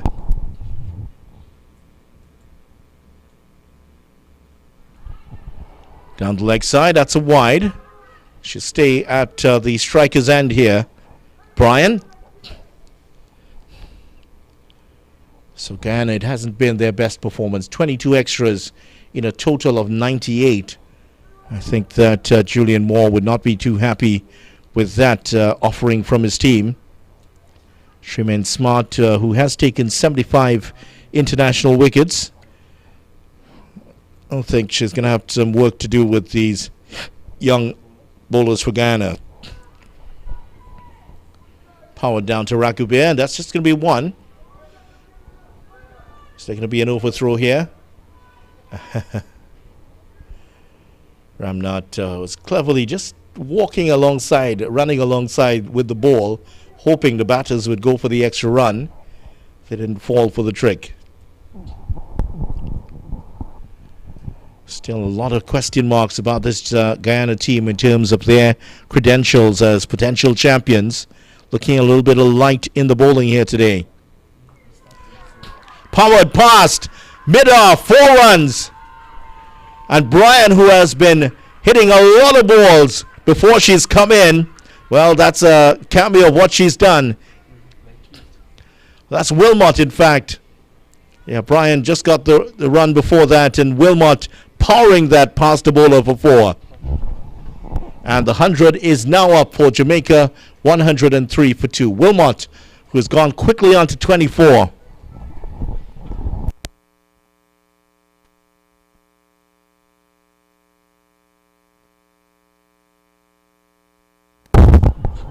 This time straight back at the bowler. Grimond does well to make the stop. 1 ball to go in the 19th over here. So Jamaica, who were 3 overs ago, they were looking at 103 if they got to run a ball. Well, they've gone significantly over that. The current run rate, as you can see there, is trending up towards 6 now. Could they get to 120? That will certainly send a few alarm bells through this Guyana camp. Pulled away, fielder out there. Will she get across to it? She does. Nice stop there by Sarah Amin. Meantime, they have completed 2. So 2 more to end off the over, and that is the end of Grimond's spell. And at the end of her spell, 1-4-21, her figures. And Grimond, that last over, just ruining her figures. But Jamaica are 105 for 2 at the end of 19 overs. And that's 9 runs coming off that over from Grimond. So the last over will be bowled by Hardat. And Trisha Hardat has not had the best of times, to say the least here. None for 28 in her 3 overs. This is going to be a very interesting last over. Bryan is out there. Wilmot is there. These two are very good at hitting straight. Now the straight boundaries are defended by a long off and a long on, who's about 10 meters off the boundary. So let's see where Bryan's going to go here. There's a fielder at deep. So it is Ragubir who's coming in. This is a bit surprising because Harriet was struggling, so they've been forced to make a change to a bowler who hasn't bowled in this match. Ragubir down the leg side. That would have been heading to... Oh, there's going to be a mix-up here. And Dover is not aware to the situation. Oh, it was a dead ball. I think that's why. Dover perhaps realizing that... Well, I'm wondering why it was a dead ball, because I think there was some bat onto that. Yeah, there was clearly bat onto that. Didn't come off the pad. And there was a shot being... Oh, I think that's why. The umpire is now signaling that she didn't really inform the batter what type of bowling that Ragubir would have been coming through. So that clears up that little mystery. Good delivery here from Ragubir to start off. She hasn't had the best time in the field. She'll need a big over here.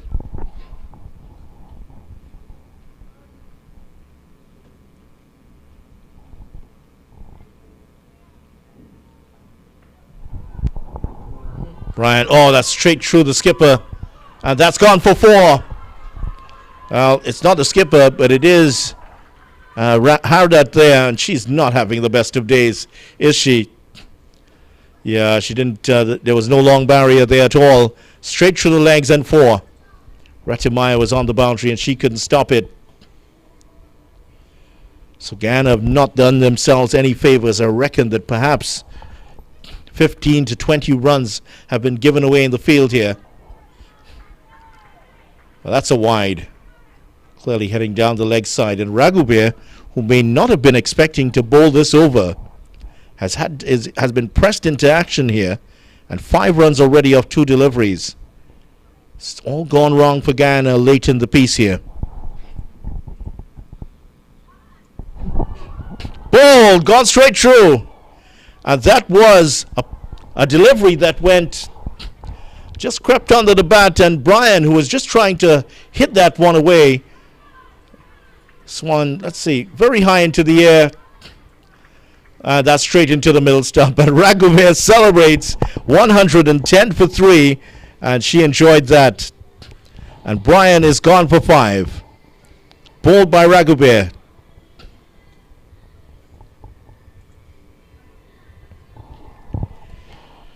So Bryan is gone here. She's had to come in late. Just 10 balls to go, and still there are 3 more to go here for the Jamaica team. 110 for 3.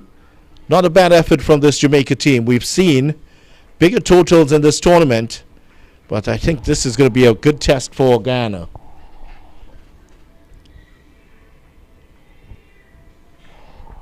In case you're wondering, Visham Lalman is still having his 3rd lunch, so he'll be back a little bit later on.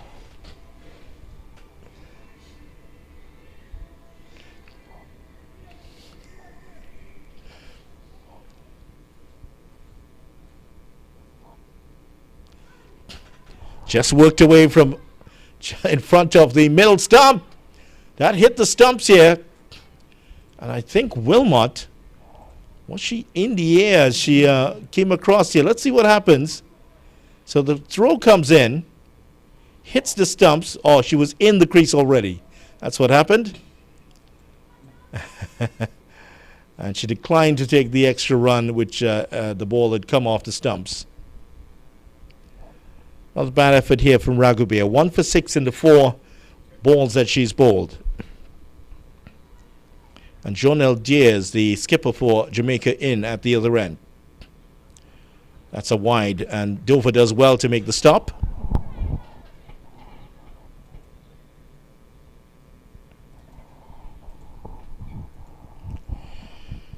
So 4, 2 wides and a wicket in this over. Mixed bag here from Raghuber. High up into the air. This has peeled off the edge. 1. They've gone for 1. That's 2 they're getting.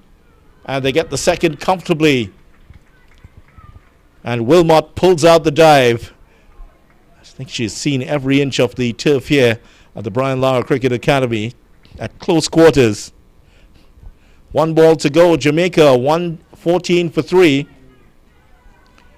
And Wilmot will try to maximize this last delivery. Hasn't gotten all of it. Will get 1. And that's all there'll be here for Jamaica. And Jamaica have ended their innings on 115 for 3. They have set Guyana 116 to win. That's going to take some doing here for Guyana, who are definitely not have not been at their best in the field here. Will they have their mojo back with the bats in their hands? We'll find out later on. At the moment, Jamaica have ended on 115 for 3, and there is Scott, the innings of the day, 43 of 55 deliveries, and that is Kate Wilmot. Mariah is her middle name. She is ending on 28 of 28 deliveries. That's another excellent effort from her. Diaz ending up on 143, and Gordon retired hurt on 12. So that's the situation here. Jamaica 115 for 3, 25 extras for Jamaica. Guyana, if they fall short, they will be looking at that very, very closely indeed. Join us in a few minutes' time as Guyana attempt to chase down 116 for victory here in the CWI Women's Under-19 Rising Stars T20 competition. Wickets here for Retimaya, Grimond and Raghuber.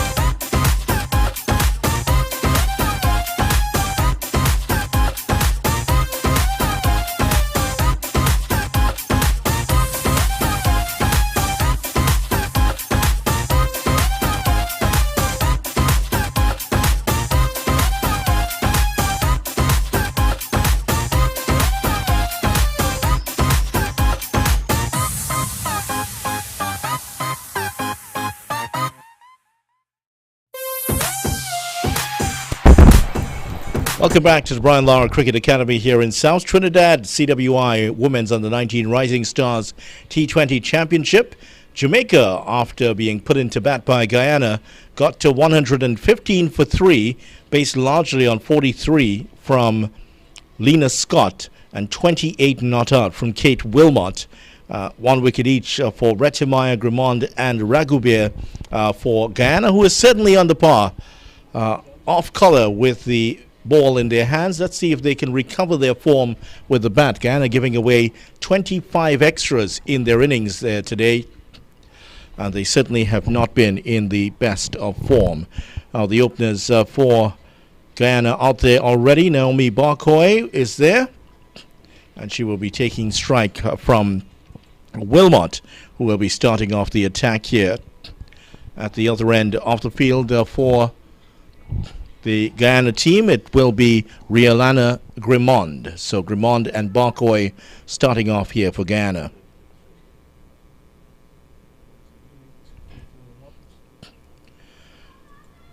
So Wilmot surviving the cut today. Her sister, Cade Wilmot, was dropped for today's play. Jamaica making 2 changes, Samuels and Spencer in. And Wilmot, who has those rather very nice hairstyle in which she has a lot of things attached to her hair, and they really bounce around as she's running in. Barcoy had a very good innings first up for Guyana, leading them to victory in their first game. That was against Barbados. But this is a stiff task here for Guyana. They need to get off to a great start. And here's Kate Wilmot to start off. Shorter delivery. First runs here for Guyana as they make the best possible start here with your Ramphal alongside Visham Lalman. How was lunch, Visham? Well, I'm not sure what you have been telling our lovely viewers. Only the truth. You're saying that I was having my 3rd lunch. I'm not sure what you're speaking about there, Vidya. Or was it 4th then? But all the same, more seriously now, this is going to be a difficult task here for Guyana. They need the best possible start from these two, Barcoy and Grimond. That partnership between Wilmot and Scott certainly changed the complexion of the game. Wilmot thought she was true there. Grimond was having none of that. We've seen some pace early on here from Kate Wilmot as well. She's looked to adopt that just short of a good length, and it's rushing on to the batters. And Jamaica have started off very positively. A lot of chirp, a lot of chat out there, and they went out running in like up into the air. This could be caught. Yes, it is. And there is the first wicket. Bryan has taken the wicket, and that's the end of Grimond. She's gone without scoring. And the extra pace here of Wilmot has done the trick. Guyana after a poor start, 1 for 1. Yeah, just speaking about coming in with that extra pace and some bounce on offer there. And Grimond looking to go over the top, and all she was able to do was spoon it into the hands of Bryan, who accepted a simple catch. So that's the end of Grimond without scoring in the very first over. Jamaica, they have picked up their first wicket, 1 for 1. This is some start here by Jamaica on the 19 women's team. Yeah, the pressure is on immediately, and who do you want to come to the crease when you're under pressure like this? Your skipper, Ashmini Munasan, she's out there already. And she was charging out there. She looked like a bull going out to take on the matador, and she's already out there. I'll tell you what, she has to put in a good shift for her team. She does, and we've seen it in the past already. Munisan Barcoy bringing home the first game for the Guyanese and Diego Martin. So this is a partnership that you'd want to blossom here for them in this game. Playing a rather naughty shot there with a slip in place. There's also a backward point, and the third man is very straight, so there's a lot of space to be exploited if she could possibly have gotten that one past the first slip, but certainly not the shot you want to be playing first delivery to, unless you're in the richest sort of form. Just fending at it. No real positivity there.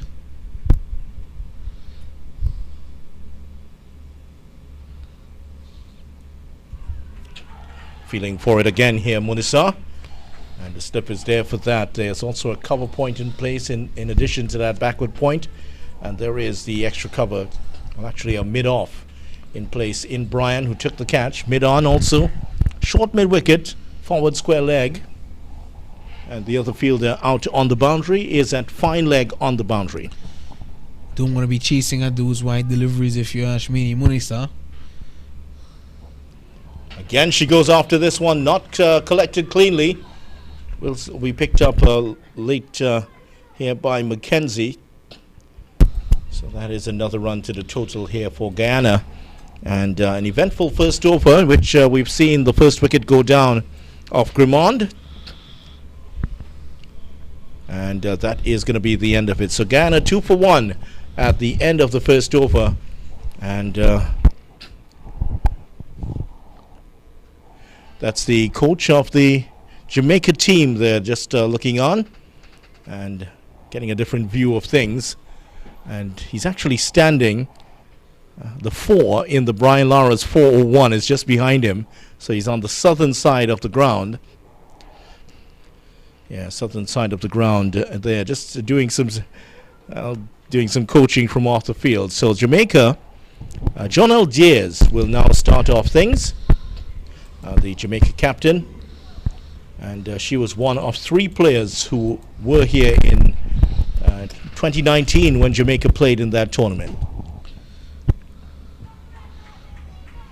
Jamaica had Jayers and the 2 Wilmot sisters. There is Kate. Cade was also here for that 2019 tournament when Trinidad and Tobago went on to get victory. So Diaz knows exactly about playing in these conditions. Those matches were played at Gilbert Park, by the way, not here at the Brian Lara Cricket Academy. Short delivery, and she missed out there, Munisa. There's no one behind square on the leg side, and that should have been put away wide all the same. Yeah, not a good delivery there by Diaz. Starting too straight. She has a very interesting run-up and approach to the crease as well. Yeah, there's that zigzag motion we talked about in the last game that we saw Jamaica play here. It's a slight zigzag as she approaches the umpire. A lot of sideways movement, which negates against the pace that you're trying to put onto the ball. Yeah, there it is, just right there.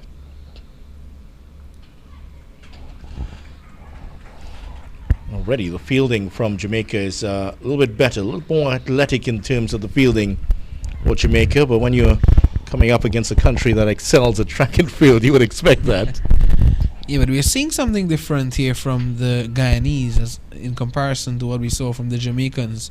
You know, we're seeing the intensity to really, and the intention to take those singles atop the order.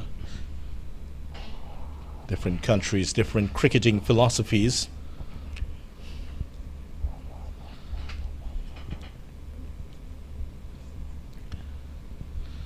It's another wide. When you're growing up and you're seeing Gale and company smash every ball all over the place, singles are less likely to occur. But you grow up playing cricket in Guyana, where you have so many fine batsmen playing on slower surfaces. You have to learn to turn over the strike and create those opportunities for singles.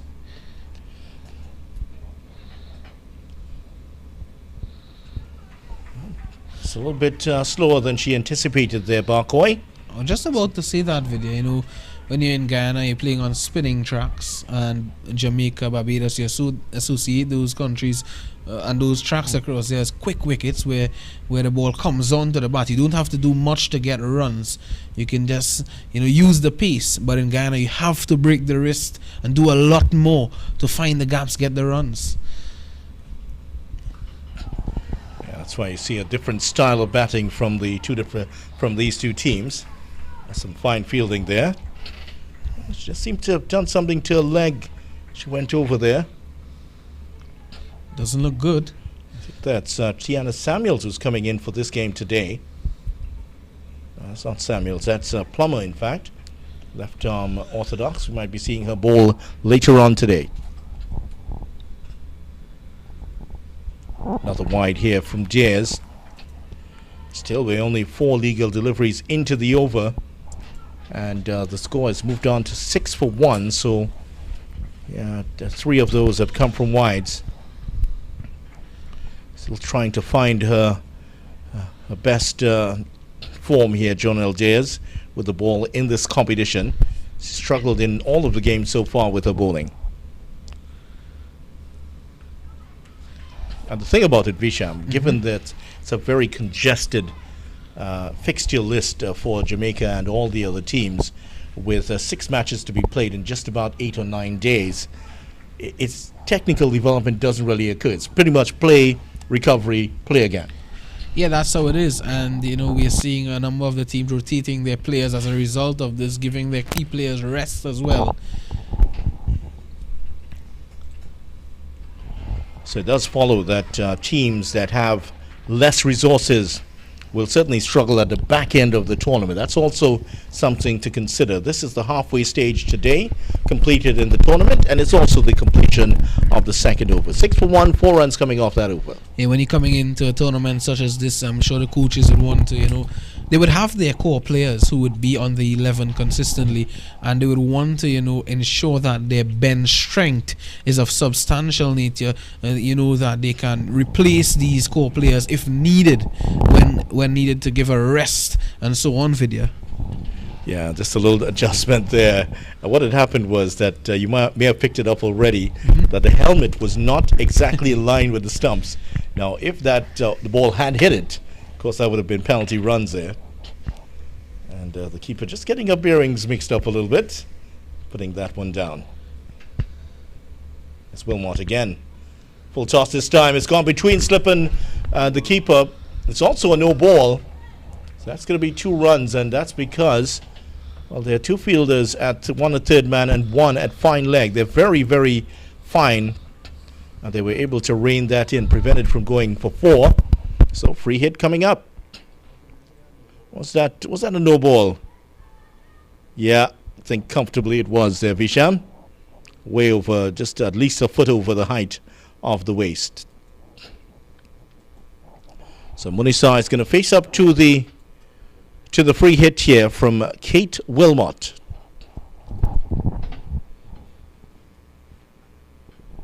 Missed out. Full toss outside the off stump. Well, she'll have to re-bowl it.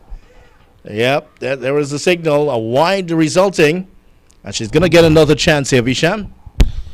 Yeah, she will get another chance. And Barkoi, who has been in a lot of form, in this tournament, she won't want to miss out on this free hit delivery. Yeah, she's just trying to hit that one too hard. Maybe just it's a full toss. You just need to guide it past that extra cover, in that space between cover and extra cover.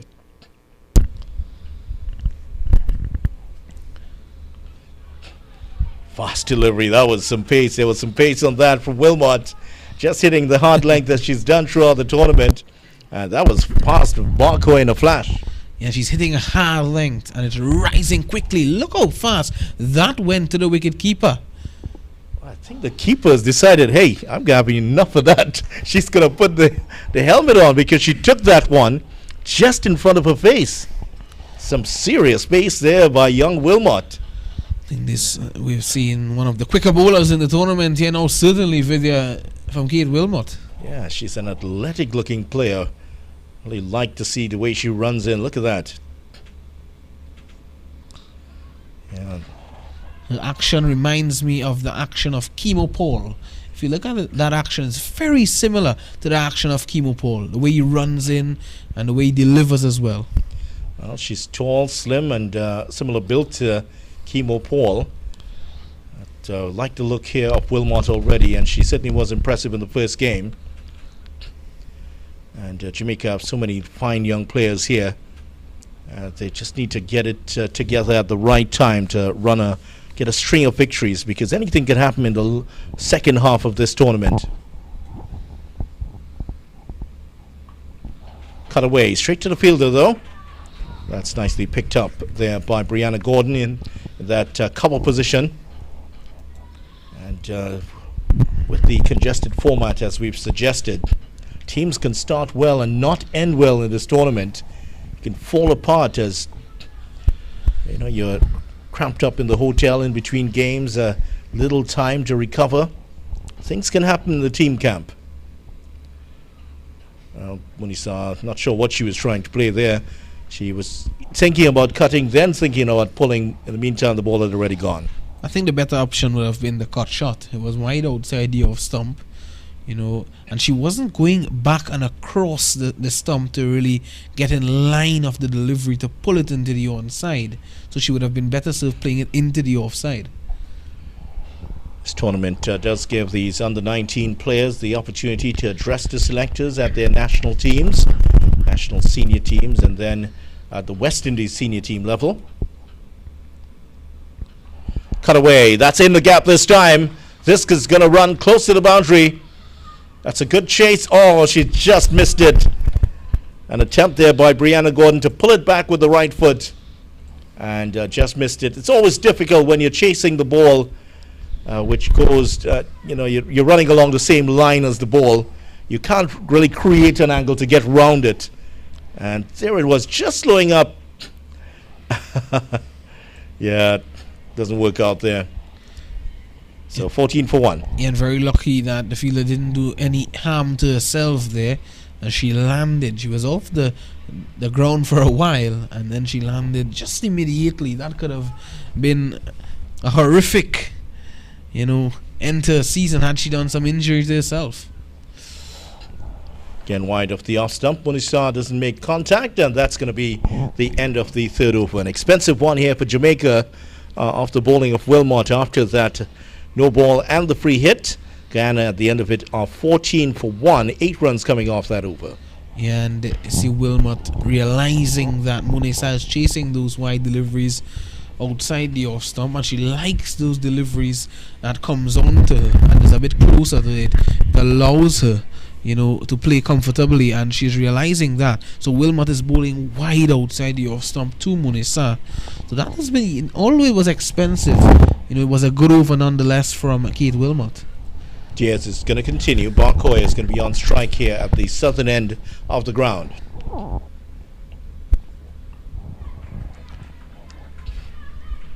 Barcoy's technique, as she looks like she has so much time to play, especially when the ball's pitched up. It's outside the off stump. She just starts to, maybe a little bit shorter. She just seems to hang on to the back foot and try to cut. Less accomplished in playing like that. Once it's full up to her, loves to launch into those flowing drives. Yeah, definitely so. But she's not going through with the shot just yet. Just getting a feel of the wicket, maybe. She's just calibrating at the moment. Short mid-on in place and mid-off on the other side. Full delivery here from Diaz. This has been a good start from the Jamaica. There was a defiant little stare there from Diaz towards the batter. 102 needed from under. Take a look at this. She picks it up. It's like, yeah, hit that. All in good fun, of course. Good spirit, though, from the Jamaica team. Barcoy works this into the gap finally and gets a single. There's a slight mix-up between Barcoy and Munisa. Munisa wasn't interested in the single. Barcoy saw the gap. Munisa held back, and there was almost a tragic mix-up there, Visham. Yeah, luckily there was a misfeel as well, and I think that really fueled that mix-up between Barcoy and Munisa, because Munisa for a moment was thinking that the fielder would have stopped the ball. In the end, it was a misfield, so they were able to get the single.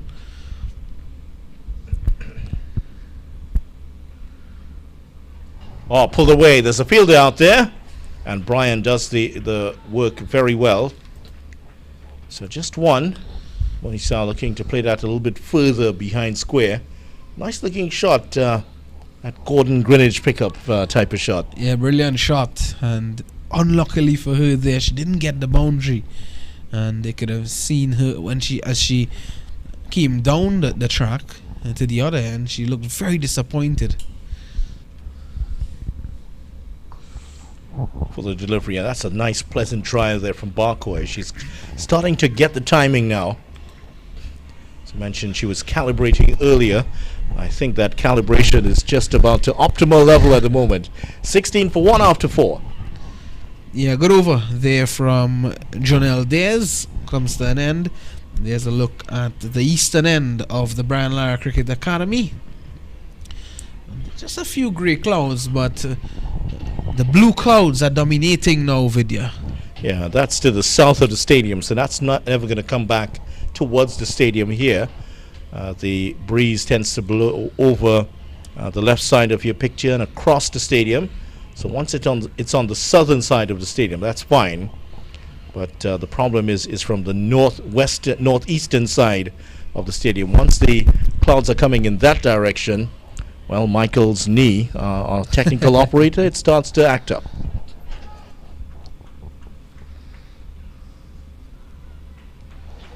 Monisa feeling a little bit aggrieved here. She's just punching the air in frustration, shaking her head. And she hasn't been able to cope yet with the Kate Wilmot pace. Yeah, Kate Wilmot has been certainly causing some problems for the Guyanese batters. Required runs 100 right now of 95 balls. So Jamaica doing a good job here. Full toss straight to the fielder. Again, Monisa will feel that she should have done more with that. Full toss. Yeah, this has been a problem for Monisa and Barcoy thus far in this innings, striking the ball. Yes, they are calibrating, as we said, but they are striking the ball straight to the fielders. And so there are a ring of 4 fielders on the offside, and they haven't been able to penetrate that with regularity. Worked away on the leg side. No run this time. Oh, there's another misfield. And Barcoy declines to run on the misfield. And that was by Spencer. Recovered well after missing the ball. All of these players trying to attract their national selectors. There's also the opportunity for a West Indies under-19 team to be selected for a proposed international under-19 series against the United States in Lauderhill, Florida in early August.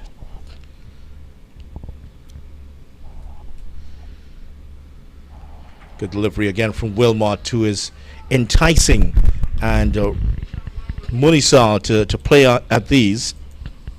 Of course, it does offer playing for your country and for your region. Does offer the opportunity for international travel.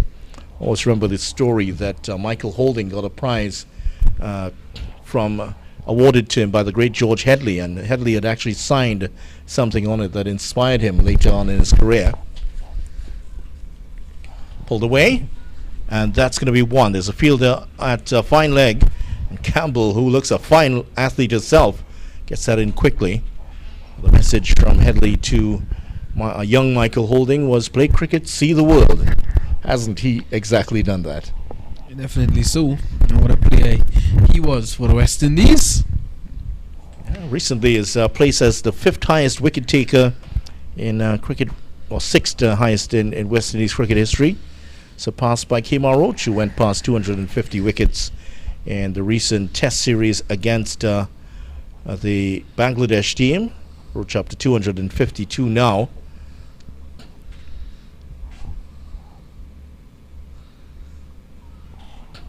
Straight to the fielder again. There's no run. And a lovely message from Michael Holding to Kemar Roach after that. And in typical Holding fashion. End of the over, 17 for 1 after 5. Slow start here from Guyana, and Jamaica still well in charge of this one. Yeah, I don't think it's a start that Guyana would have wanted. It's a very slow one. And when you're chasing, in this tournament, it being a girls' tournament, an under-19 tournament, and we mentioned it being a tournament where you won't see as much explosive ball striking, but you want to get a positive start. I'm not saying that this isn't a positive start, but it's one in which we didn't see that high run scoring thus far. You want to set a platform when you're chasing a big total. 115, I think it was a good total set by the Jamaicans, and now they have been really good in this opening burst. Yeah, they certainly have been in the opening 5 overs. Can they keep this going? The job is not done yet. 5 more overs like this, and then they could start to see the benefits. Munisa works this away. 1 to the total. Jamaica fielding has been very good. They have some athletic fielders out in the boundary who are giving nothing away to Guyana here. Yeah, their fielding have been better than the Guyanese fielding today. They've trumped them in that area, for sure. Seen a lot of misfield in that first innings by the Guyanese fielders. The bowlers weren't well assisted by the fielding. 2 wide this time. 18 for 1, and Diaz just, she's saying that his feet were just slipping off the surface. Just to correct, Kemar Roach is now the 6th highest wicket taker for West Indies with 252. Michael Holding has slipped down to 7th with 259. Next highest after Roach, Joel Garner, 259. What a place to be in, isn't it? Yeah, Roach up there with the greats, himself being a great. Yeah, he definitely is one of the greats of West Indies cricket now. Still a fair way to go. Roach, 73 test matches, 132 innings. And get this, he has bowled 13,281 deliveries in test cricket. That is a lot. And 2 guys were going up there with him who are still playing for the West Indies, like Shannon Gabriel, 161, and Jason Holder with 142 wickets as well to their names.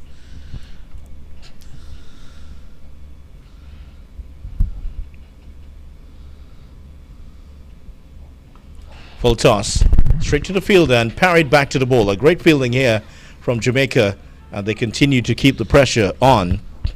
Just to end off that conversation about deliveries bowled, Courtney Walsh, 30,019 deliveries. Wow, that few, eh? Well, he was here actually on Thursday here at the Brian Lara Cricket Academy. Good delivery. Is that played on? I think it is. Diaz is appealing for LBW, but that, I think, was bat onto pad. Might see it here. It's just landing about that off stump, Visham. Yeah, definitely 2 sounds, and you can see there's certainly an inside edge there. But a convincing appeal from Diaz. She was almost begging the umpire to give Barcoy out.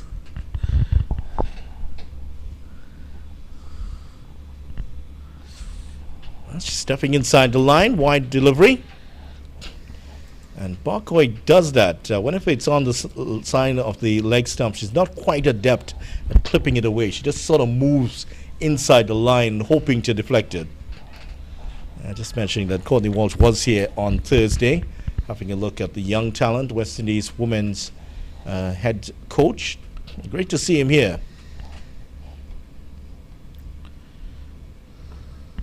Driven nicely. True 1 fielder, but not the second. They will get 1. And a throw that hits the stumps. And the 2 batters will take the overthrow. And Barcoy gleefully accepts the second run. Yeah, that's good running. Good awareness by both batters there, Munisa and Barcoy. Pouncing on the opportunity to get that second run.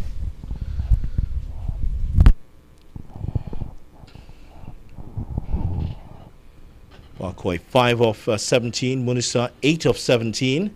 So it has not been easy for these 2 Guyana batters. But still, they're still there. 13 runs off 34 deliveries collectively. Barcoy off the edge, straight to the fielder again. I'm checking 11 Jamaica fielders out there. They seem to be fielding with about 17 fielders at the moment, because everywhere the ball goes, there's someone in yellow and black. And they've been all over Guyana in the opening 6 overs here. And Guyana have been kept down to 22 for 1 in the power play. Jamaica were 29 for 1 at the same stage. While you're saying that the fielders are everywhere and they are getting in behind those balls to save those runs, you have to commend the bowlers for bowling to their field. The field that was set by the captain, they are bowling and sticking to their plans, Vidya. Yeah, it was the captain who was bowling, so yeah, obviously. the plans. Yeah, so she is leading from the front here, Janelle Diaz. As Jamaica in some control now. Diaz has bowled 2 overs. Kate Wilmot has bowled. Diaz has bowled 3, excuse me, and Wilmot has bowled 3. So it looks like they're going to go back to the well here and have the 4th over from Wilmot. See what she can do. If she can take a prize out another scalp. Munisa on strike. Now, these two, I think Jamaica are going to try for another over from Wilmot because they know that these two are perhaps 2 of the best batters for Guyana. And if they can get one of them out, that's going to be a significant psychological blow. Yeah, I have to agree with you on that. And yeah, I think, well, actually, it seems as though there's going to be a change in the bowling. Yeah, I think Wilmot has given up the ball. It's going to be Spencer. Slightly less pace here from Spencer. Just going to be 1. And Kerry-Ann Spencer into the attack now. So they decided to hold one back here for Wilmot. Might be the same here for Deer. Kerry-Ann Spencer did not play in the last game, but she's in for this one. So just 1 coming off the bat and going down to 3rd man. Let's see what Spencer has to offer here.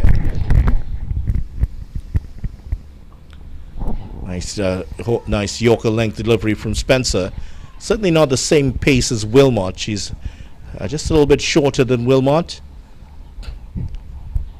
Yeah, so the Guyanese batters would just realize that they have to wait a bit more on the deliveries being served up by Spencer, as opposed to when Keith Wilmot was bowling. Barcoy works that away on the leg side. 1 this time. They're looking for the 2nd. Molisa has told Barcoy to stay where she is. So just 1 more. 24 for 1. And they haven't done anything that would not be called sensible so far, these two, Barcoy and Munisa. And this partnership that's up to 23 now. So in very short time, they pulled this up, partnership to 23. The current run rate, 3.69. The required rate has gone up close to 7 now.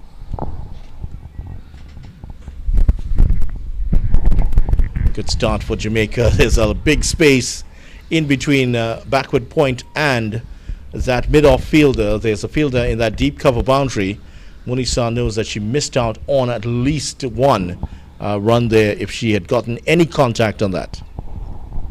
Yeah, she's played a number of shots in that region there and missed out. Play and miss. And rightfully so, she is disappointed. On drive, over the head of the mid-wicket. They will get 1. And that's a good-looking throw from the outfield. So just 1 more. So Jamaica have been good in the field. They've looked very positive. Like the body language of this Jamaica team. And again, when have you ever seen a Jamaica team that hasn't had positive body language? Yeah, very true. And the energy is certainly up in the outfield as well.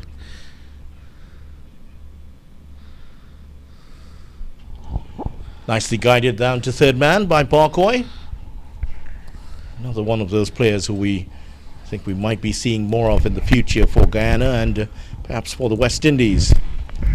West Indies, like many of these teams, heading off to the World Cup in January. End of the over here. 7 overs now down, and Guyana 26 for 1. Jamaica at the same stage with 33 for 1, so definitely ahead of where they should be at this moment. The current run rate, 3.71. The required rate edging closer to 7. It's 6.92 now. So Guyana need to get a move on. 90 runs needed of 78. Anything that's over a run a ball is going to be a difficult task. Yeah, at the moment it's over a run a ball, 90 from 78. Here's a look at the batting scorecard. Barcoy is there on 7 of 21. Munisa on 10 of 20. The first wicket to fall was Lena Scott. She was caught by Bryan off the bowling of Kate Wilmot. So that's how the first wicket went down. So at the moment it's 26 of 1. Guyana would need to ramp their run scoring up a bit here, Vidya. First sign of spin, it's Plummer. Barcoy, who has struggled. She was going along at 33 runs every 100 balls so far. Strike rate of 33. Picks up 1 here. She might be used to a bit more spin. I know in Guyana, a steady diet of spin. They're reaping the benefits of more and more paces. Plummer left arm orthodox round the wicket. Oh, that's wide. Oh, that's not a great delivery. And it's not going to go to the boundary. Still get a couple here.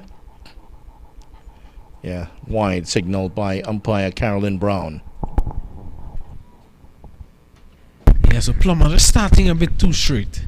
With the angle, she's going wide off the crease and she's angling the ball into the pads of the batters. Of course, she'll be turning the ball away, hence she's looking to bowl straighter. Too straight again. Yeah, another wide for her. And we talked about Guyana players very good against spin, some less so against pace. Guyana recently, during the early part of this year, investing in bringing Sir Curtly Ambrose to Guyana to do a pace camp.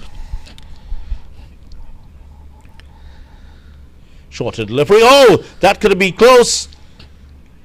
Outside the off stump, says the umpire. Meantime, they've gotten 1. It's leg byes. So there was no contact there. I'm interested to have a look at that again. Wow. Ooh, that was close. Maybe just outside of the off stump. Back live now. That's another wide. 3 wides already here for Plummer. That was pretty close. It was very close there. But again, benefit of the doubt must be given to the umpire. Or was it to the batter? 32 for 1. More than anything, it's the lack of pace exerted here by Plummer that's giving some problems. We have seen that the slower bowlers have gotten wickets in this tournament, especially the ones that they're giving it a lot of air. On the leg side, I'm not sure what they're appealing for, but Munisa showing that she's quite athletic also, the way that she got that back leg back over the line. Almost crouching into the Spider-Man crouch.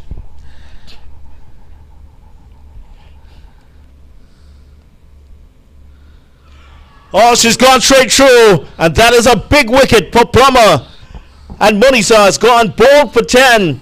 And that is a massive strike here by the left-arm orthodox spinner. Munisa beaten by the lack of pace. And Guyana have lost their 2nd wicket. And is that where the game's going to turn here? Massive blow for the Guyanese. Plummer, an excellent delivery. The arm ball coming back in to Ashmini Munisa, holding its line, and tell you what, that was too close there. She was caught on the crease. She was caught in 2 minds whether to defend at it or whether to cut. It was too close to cut. In the end, she did none, and she was bowled. So Munisa are gone for 10, and the Guyana team 32 for 2, 7.5 overs gone.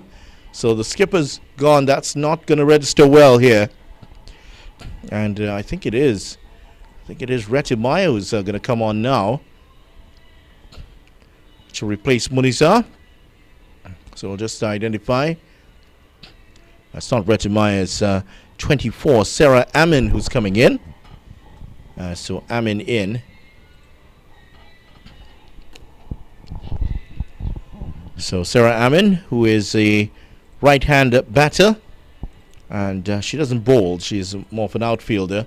Saw her do. She was on the boundary most of the innings for the Guyana team. Now she'll have to do a bit more. And there's the Jamaica coach just at the back, directing the traffic, making sure he's getting all the angles right. You see, Vidya, this is the thing with you starting off slowly when you're chasing such a big total. When you come in the middle period now and you lose a couple wickets, it puts you even in further pressure. But if you get off to a flyer and you set a solid foundation and then you lose 2-3 wickets in the middle, it doesn't really hurt you that much. But this is a tricky position for the Guyanese. Yeah, no run for Amin to start off here. That is the end of Plummer's first over. She has the wicket of Munisa in that one. And after 8 overs, Guyana are 32 for 2. Jamaica at the same point were 42 for 1. So they were 10 runs to the better. So this is the point where it's starting to slow down for Guyana. The current run rate up to 4, but the required rate is up to 7. Yeah, this is the period where that key partnership with Scott dominated that partnership in the first innings. They were able to pull together a very healthy partnership, and this is where now the Guyanese need to stitch together a partnership of a similar nature and really build their innings, take it forward. Well, the focus now is on Barcois, and going along at just about a strike rate of around 33. Now she has faced fully 4 overs, and she's only gotten 8 runs. So this is where she needs to convert this solid start into runs, and to also convert frustration into motivation.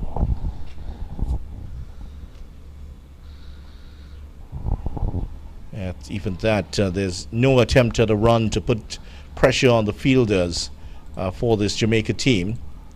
There are spaces on offer, and Barcois, with a more astute shot, could pick up runs here. Yeah, 25 ball face, just 8 runs scored. I think Barcois would want to get on with this run scoring now. That's more like it.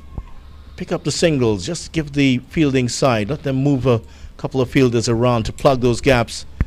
That's what she needs to be doing more of. She's been hitting the fielders quite regularly, and then even when she's getting deliveries to push away, they haven't really looked interested in rolling up, in rotating the strike too much here. And you don't want to be after 10 overs needing 75, 70 runs, and with 2 of your key players gone already. That's going to be a tough ask. Well, I'm wondering why the umpire is allowing the Jamaica coach to stand directly behind the bowler's arm. Yeah, he's just standing there in front of the side screen.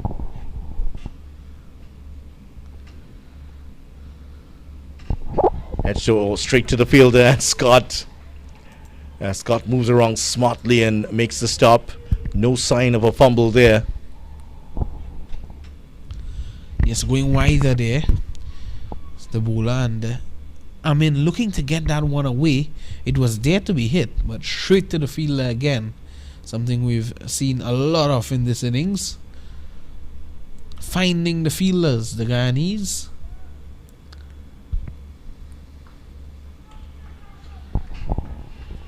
And who's just gotten there, she's still just going to allow herself a few deliveries to work herself in. There is the Jamaica think tank, and what's interesting is it just behind the bowler's arm. So it hasn't been distracting at all to the batters, who have not complained about it.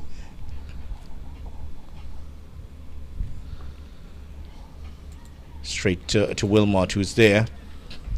They're not going to run anything when she's around.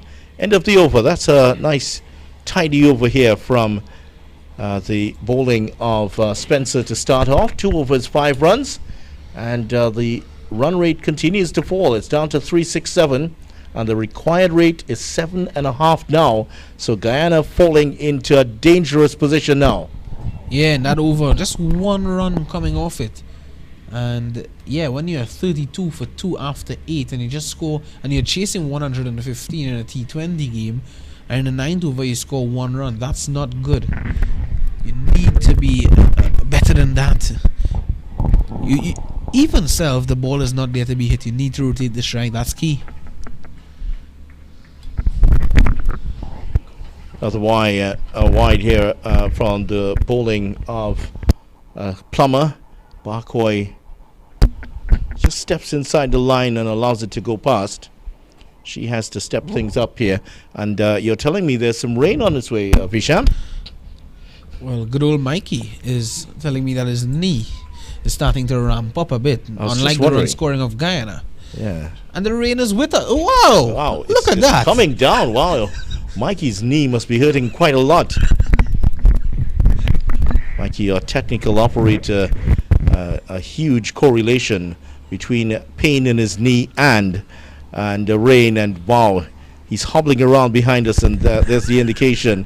And the groundsmen, who have been on the ball all the way through this tournament, have been caught unawares here for the first time. Now they're heading on, and that's going to be a break here in play. So the break has come at just about 12 minutes after 5 o'clock. Look how fast they're coming on. And the Guyana team are 32 for 2 after 9.1 overs.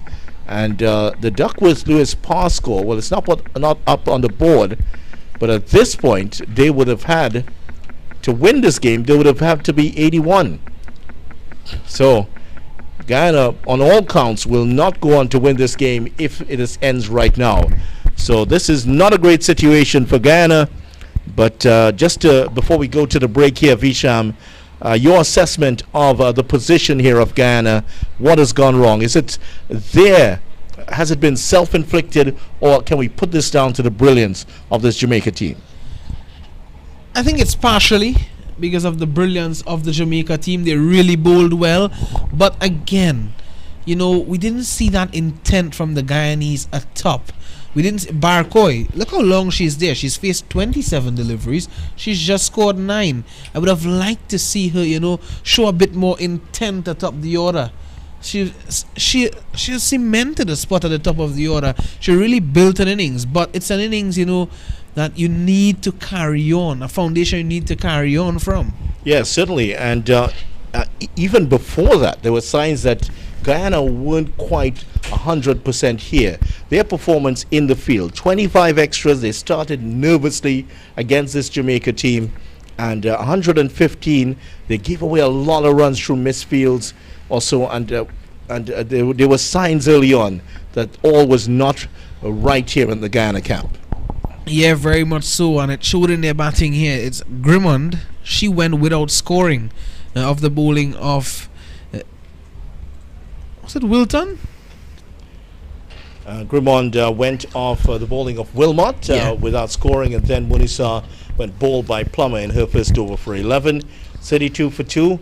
And Jamaica decidedly ahead here, and if it were down to Duckworth Lewis, they should be the team that will be going on to win. So they're in a great situation. We'll take a short break here as the rain has started to come down, and the Duckworth Lewis pass score is 48, so they are significantly behind that. 81 runs still to win, and they are significantly behind the run rate right now. So it's not a great situation for Guyana, and we'll see how they fare. We hope that this will be a short rain break. We will resume as soon as there is further word.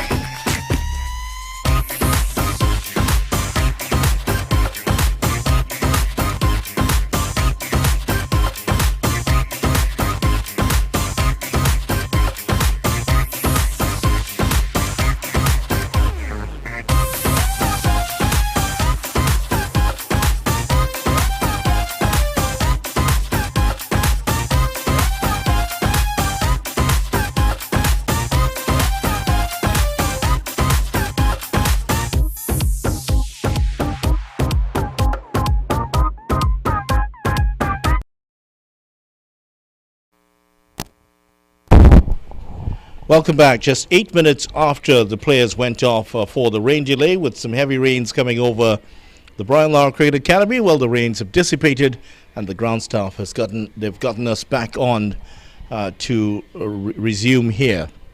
Spencer's about to bowl. Spencer has actually bowled her 2 overs so far, and Plummer is bowling her second. 1 ball in the over, 5 more to go here. And just issue with the ball. The umpire is just conferring at the moment. I don't know what the problem is. And the umpire is just conferring. And dicey situation here for Guyana. Barcoy, her strike rate continues to plummet. It was just about 33 or so. It's now gone down to 30. And Guyana have not been able to get up to anything close to the Duckworth-Lewis par score of 48 at the moment. And Guyana 34 for 4. They need 82 of 65 deliveries. So they are slipping further and further into the mire right now. Yeah, and 14 runs behind the Duckworth-Lewis target. I think that's quite a lot to be away from. And Barcoy, I think she needs to, really up that run scoring. It's about time now that she looks to get on with things. The umpires looks as though they've settled the issue and they are ready to go. Yeah, so the ball has now been handed back to Plummer, and the left-arm orthodox spinner is going to continue round the wicket. 5 balls to go in the over. That's not rainfall that you're seeing. That's water from the grandstand just above you. It's falling in front of the camera, so that's not rainfall. And of course, our technical operator's knee is in good shape at the moment, so that's why we know that it's not rain.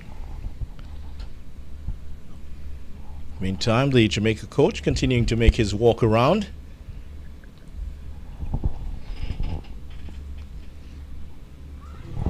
Well, that's off the front foot, but that is just outside the off stump, so she's all right here. Now the thing is, we saw a decision that was given not out against her, and that really she looked like she was very close to the off stump. Yeah, but this time her right foot going right across the off stump, certainly impact outside the line of that off stump, so no chance of her being given out. This time she gets some bat on it. This could go close to the boundary. Oh, that's gone for 4. That's more like what we need to see from Barcoy. And the message has gone out to her, and she has heard it loud and clear. And despite the best efforts there of Brianna Gordon, that is a boundary, a well-needed boundary. Yeah, delightful shot there from Barcoy. Swing that one away onto the onside. Too straight from Plummer. She has been a bit too straight in this spell, despite picking up the wicket, and when she lined up the deliveries on that off stump, she's caused some problems.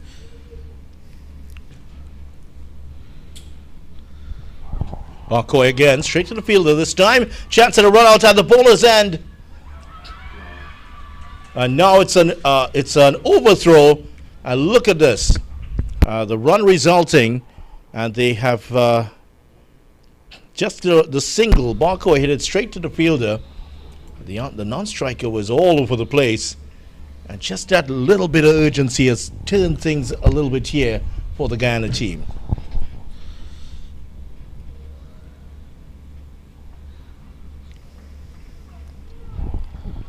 Bit of delivery here from Plummer, and just that bit more urgency needed from Guyana. For the first time, scoring rate has gone over 4 and over. Just the effect of that boundary. Full toss. She didn't make any attempt at that there. Amin. End of the over. Let's take a look at that again. Wow, that's a very interesting choice there from Sarah Amin. Or a non-choice.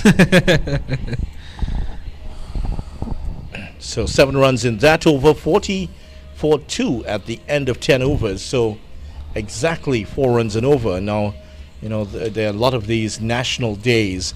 Today is Math 2.0 day.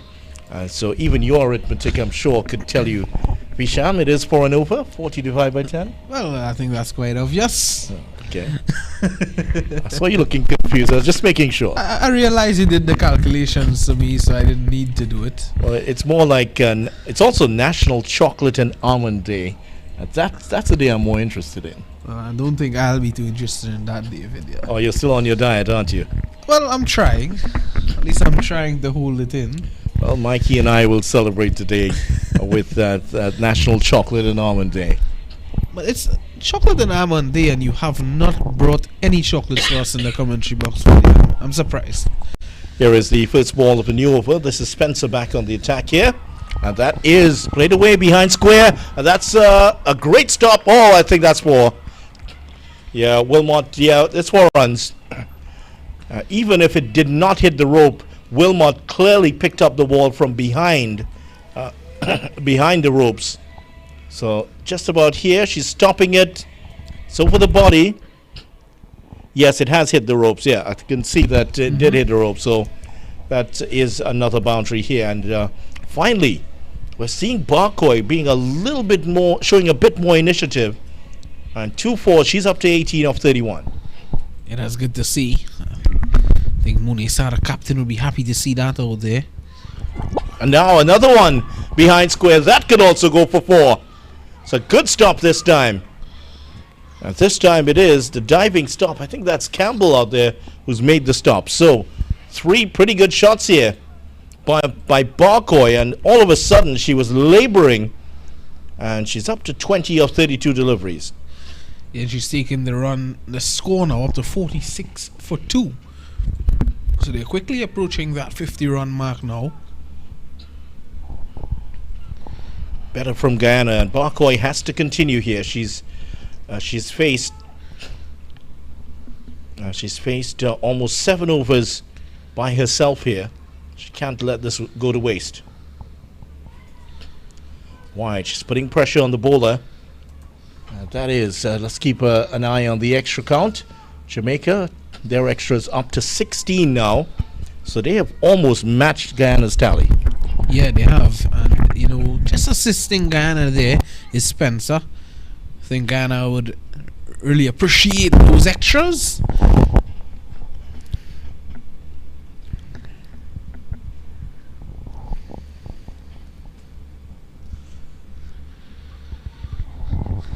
Straight to the fielder here again from Barcoy.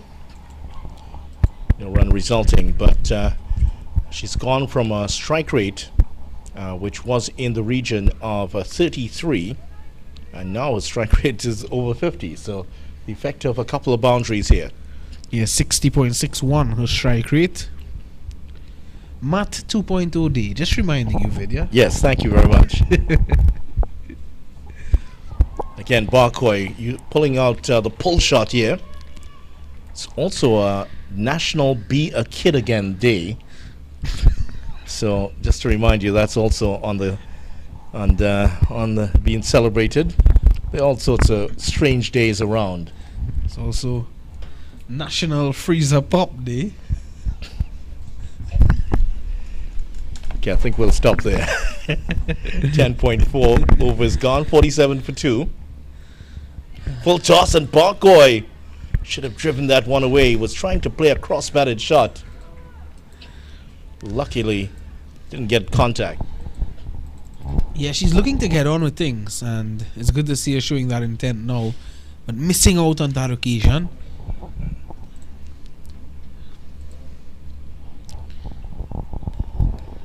Rain shower at 8 minutes. There was a 10-minute interruption during the Jamaica innings.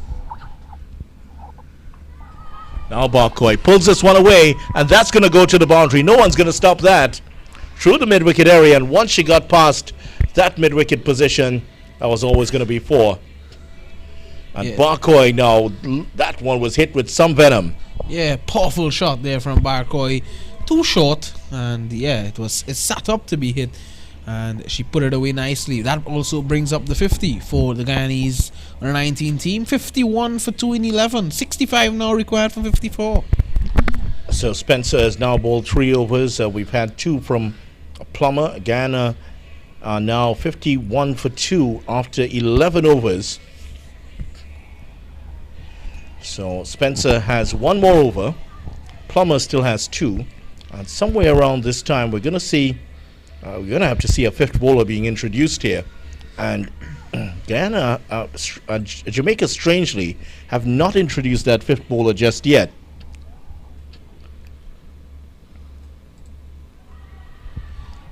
Too far down the leg side.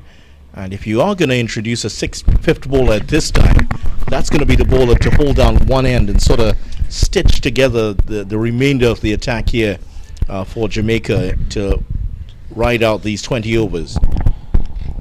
Yeah, and I think if you're Jamaica, I think you want to bowl maximum deliveries to Sarah Min, who's just come to the crease. And she's struggling to get the ball away. She hasn't gotten the ball to anywhere out off the square, significantly off the square just yet.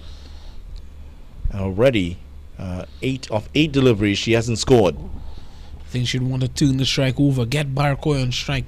Barcoy is doing the bulk of the run scoring at the moment. Well, the edge has given her a single, so she's finally off the mark of 9 deliveries. And Barcoy is up to 24 of 36. She is back on strike. Yeah, not the most convincing way to turn the strike over.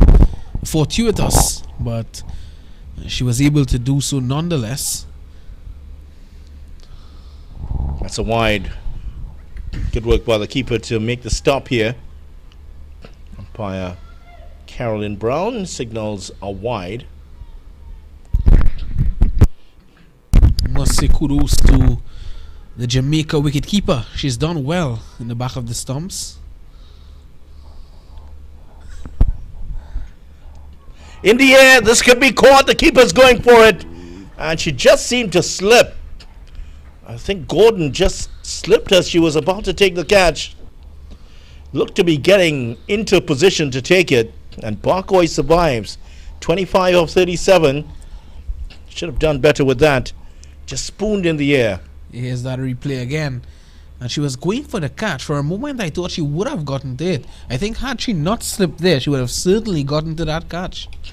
Yeah, the fielder, Bryan, had pulled away. Back live now. It's outside the off stump, and Amin continues to struggle to get the ball away. Yeah, she's just in a moment of crisis here, Sarah Amin. And she's going to have to find some solution because Plummer has been able to bowl at her with impunity.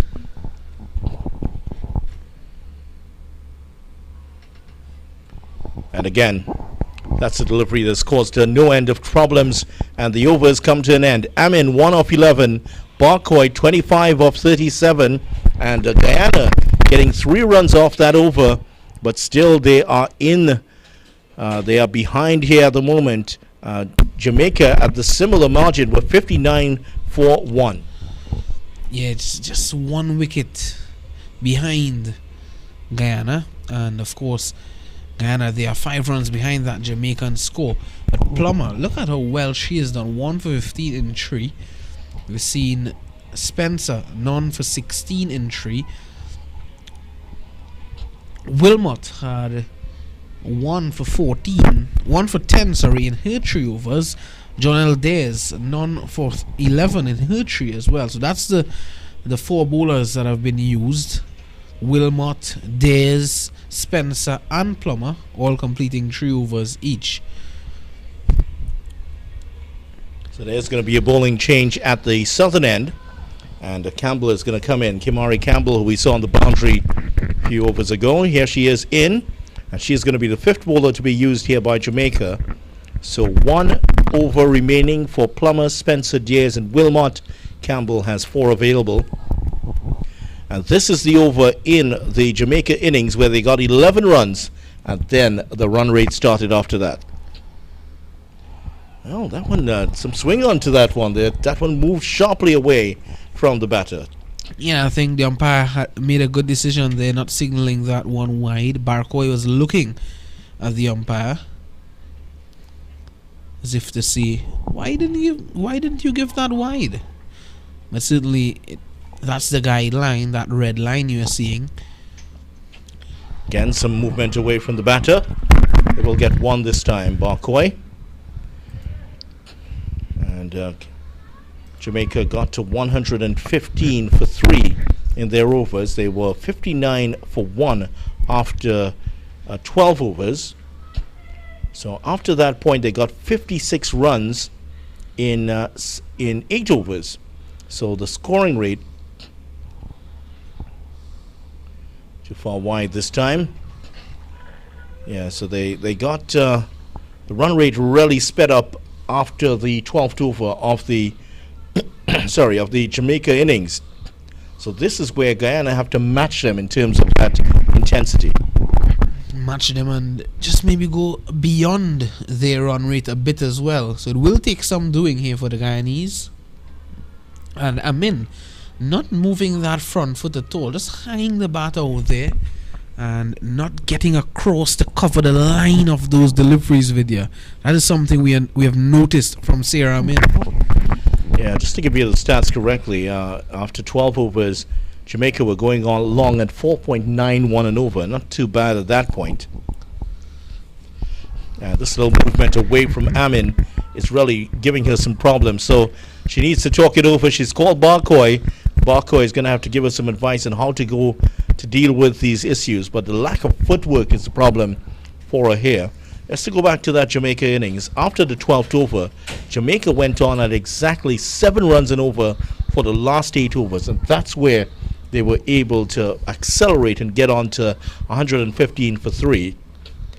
Guyana, let's see how they fare after this 12th over with Amin, who is on 1 of 13, and Barkoi, 26 of 39.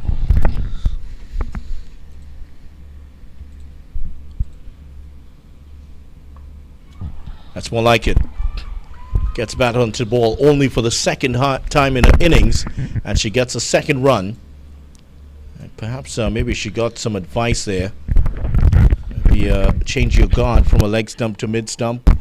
Even bat on the off stump and see what you can get. If you can get closer to the line of the delivery. Yeah, well, Jamaicans have been going wide outside that off stump. Sometimes a bit too straight, but more wide than anything on the offside. You can see Barkoi batting maybe on a middle stump guard. Good delivery and a legal delivery there from Campbell. Her first over has ended. Only 3 runs conceded. So 57 now for 2 at the end of the over. Jamaica were 70 for 1. And that's where the game starts to go away from Guyana. They'll have to adapt. They'll have to do something here and pick up these runs and accelerate themselves. Not a similar score to the Jamaicans in their first innings, but a similar situation. I'll tell you why I'm saying that. I'm sure you remember that I was saying that Lena Scott, she wasn't really rotating the strike as much. She was looking to bludgeon the ball. But now it's a case of the Guyanese here needing to ramp up the run scoring, much like we were seeing from the Jamaicans in that first innings. That's why I say it's a similar, situation for the Guyanese to be in. But they're well behind that required run rate at the moment. Picking out the fielders with the first 2 deliveries here. She continues to struggle. And Guyana have to score at over 8.5 and over if they are to go on to win. In fact, the required rate has gone up to 10.5 and over now. And the current run rate is 4.27. Gets bat onto ball again. Only going to be 1 this time. That's all she really needs to do. Just turn over the strike there and a bit faster. Run a ball is what she needs to get here. And Barkoi, let's hope she hasn't gone off the boil. 26 of 40. Yeah, how often we see when batters or batsmen, as a case of being starved of the strike, they come on strike and they're out. Well, almost going across the line there. And for a moment, the Jamaicans thought that Plummer had gone on to hit the off stump. Barkoi's off stump is intact. She's continuing. 26 of 41. She's targeting that area through mid-wicket. There's a deep mid-wicket in place on the boundary. Well, that's behind square. Mid-wicket will have to move across. Just 1 this time to Barkoi. Look at that throw right by the stumps. No chance of two there.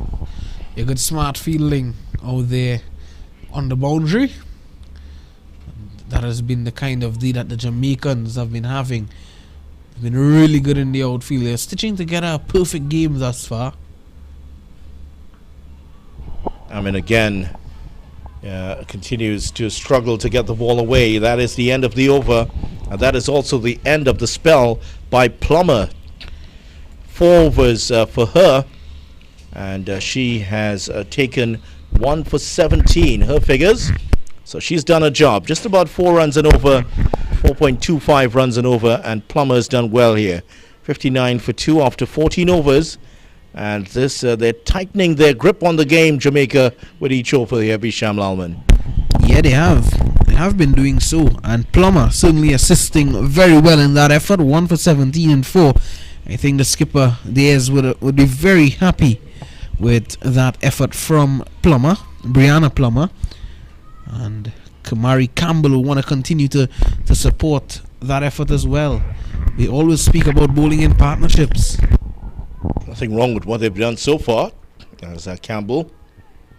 Barcoy misses that one offside the off stump. She and Amin have collectively scored 30 runs, and they have collectively faced 61 deliveries on the legs, but that's down the leg side. Hit the boots, and the players. I was looking at some of the players out there. There were a lot of very new boots out there, and look pretty good. All of them wearing their spikes, looking very stylish, very classy out there. And Campbell's getting the ball to move away. Yes, she's been given. Well, Barcoy's been given here. She's not too impressed with the decision, but she's been given out, caught behind. Not sure I saw anything in terms of an edge, but the umpire is in the best position, and that is the end of Barcoy. She's gone for 27, and she has been caught behind here, and Gordon has taken the catch.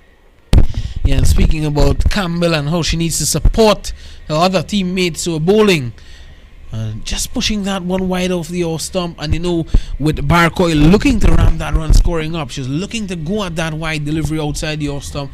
It took the outside edge, and an easy catch for Gordon at the back. I was also talking about how good Gordon was behind the stumps as well. She's continuing her good work in the back as well.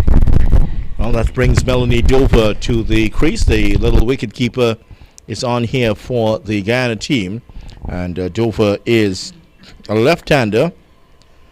She's one of only, 4 left-handers on the Guyana team. The other in the playing 11 is Navina Ramnath. 2 of the left-handers have been left out. That's Lakshmi Mahadev and Jamie Campbell. Those are the other 2 left-handers in the squad. Here's Campbell. Yeah, now with the left-hander in play, this ball's going to come into the left-hander. And as you can see there, Dover is batting with a guard that's seemingly on off stump, because you can see the leg stump as she's facing up.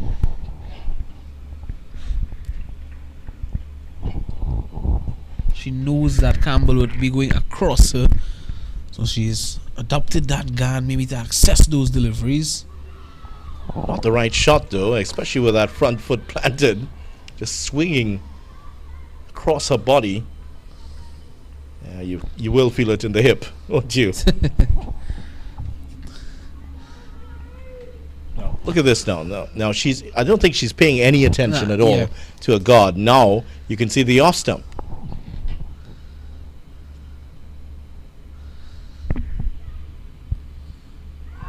Taking the edge. Flown down to third man, just one. Yeah, these are all the little deficiencies that will be worked out in the game of these under-19 players. It has to be as they move forward in their careers. The required rate, in case you're interested, has flown up to 15.33. So for Guyana, the 8 ball has definitely rolled in front of them now. After 15 overs, they are 60 for 3.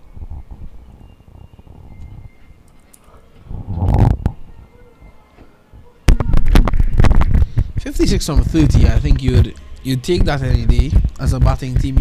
You'd consider yourselves in a good position to get that with 3 wickets down. But if you look at those wickets, it's 3 main batters that have been taken out by the Jamaica under-19 team.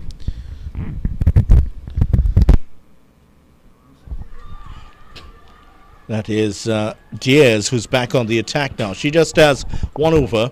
Meantime, they've managed to take 2 here. So that's better. Some more urgency showed here by Guyana, and Dover taking 2 off that ball. So Jonelle Diaz back on the attack. She's bowling her 4th over. Wilmot still has an over. Spencer still has an over. Campbell has 3 more.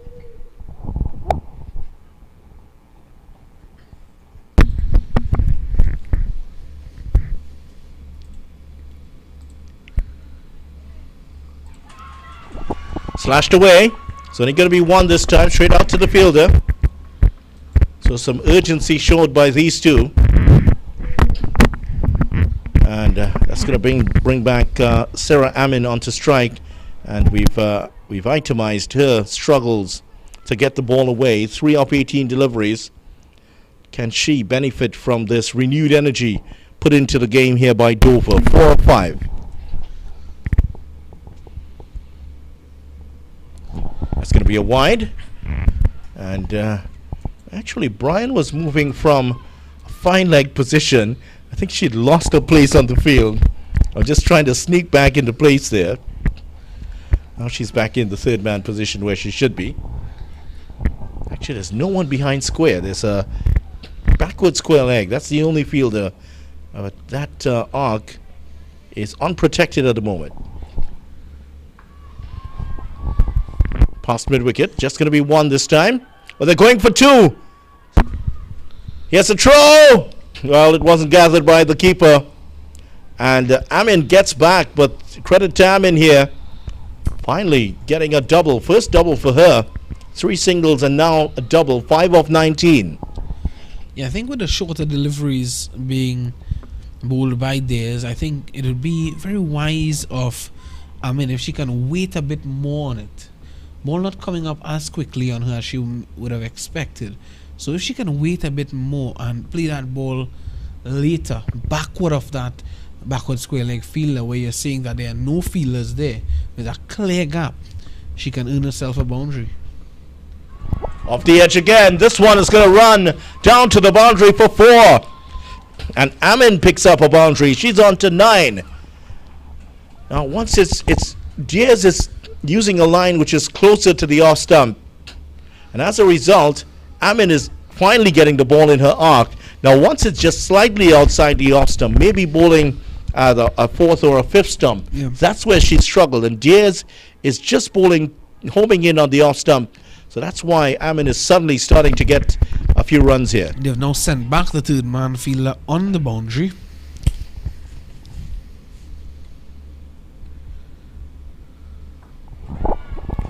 Straight at the fielder, Wilmot is not going to miss that.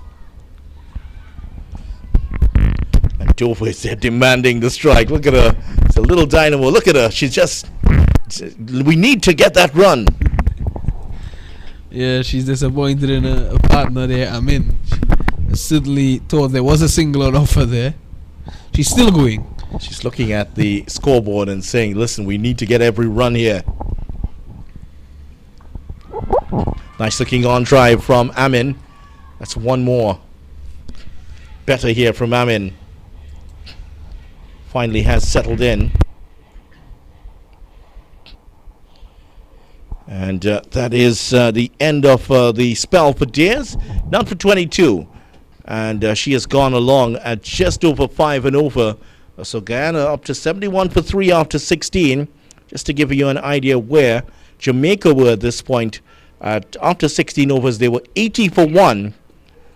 So we're starting to see that increased activity from these 2 Guyana batters has put them a little bit closer, but still they are behind the 8 ball. The required rate is up to 17.50.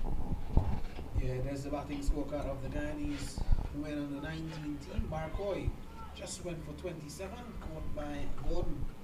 On the bowling of Campbell. Grimmon she went for without scoring, and also Lisa, she went for 10. Nice looking on drive, which gets one, and Amin all of a sudden has been finding her range here. They've bowled a lot closer to the wicket, so she has been able to get those on drives in. Yeah, they would have realized that if the ball is wide outside the off stump, she's trying to reach for it and she's not making contact. I'm not too sure why they've adopted that straighter line to her, which makes it easier for her to hit the ball. Dover is exposing the leg stump and trying to sweep from outside the off stump. And the little wicket keeper just, she's gotten 4 runs of 6 deliveries. These two will need to somehow find, well, the required rate is up to 20 and over now. It's a difficult task here for these two. Off the edge, and is that taken? The umpire is signaling not out, is it? No, she's gone away. She knows that she's gotten the glove, and she is walking away. Applause from the bowler, and Campbell has taken the wicket, and Dover is out for 4. And Campbell has now taken her second wicket in just 2 overs. Got Barco in the last, and now she's picked up the wicket of Dover, the wicket-keeper batsman for Guyana. Yeah, certainly off the glove there into the mitt of Gordon, who took an easy catch. So that's the end of Dover. The feisty character of Melanie Dover. She's very disappointed in herself there. 72 for 4 now, Guyana. And she didn't wait for the umpire's decision either. Yeah. She just walked straight off. So great credit to her. 72 for 4. And Ramnath, the other left-hander in the team, is now going out to do battle here for Guyana. So it is Guyana in a very difficult position after 2 wins in a row. I think they have been exposed a little bit here. And the other teams in the competition who still have to play Guyana will be looking very closely at this to pick up how they can get past this Guyana team. Yeah, they'll be making notes about the weaknesses of this Guyana team thus far. They have been really good in the tournament up to this point. And now, as you said, they have been exposed there. So some of the weaknesses are showing. And that would be noted by the teams that they are still to play. So it's the left-handed Ramnath facing up to Campbell here. 2 for 5 off of 2.3 overs.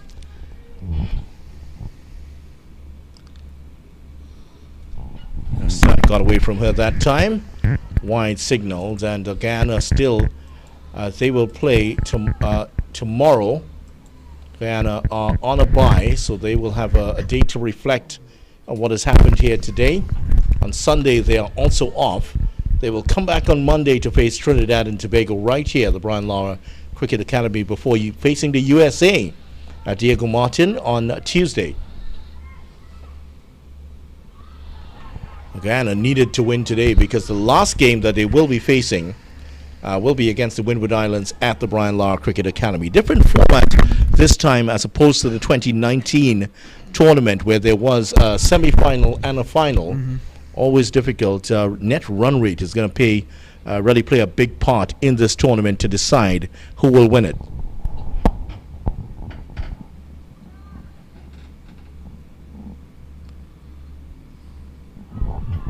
Off the pad, shot played, so there will be one more. So Ramnath still not off the mark. Amin, who is already on 11 of 23, and she is now going to see what she can do here against Campbell. 2 for 6 off 2.5 overs. You'd take those figures anytime, wouldn't you? Yeah, definitely so. If I'm the captain of the Guyana team, definitely of the Jamaica team, sorry, I'd certainly be congratulating Campbell. I'd be appreciative of that effort. All of the bowlers who have applied their trade for Jamaica today have certainly done well.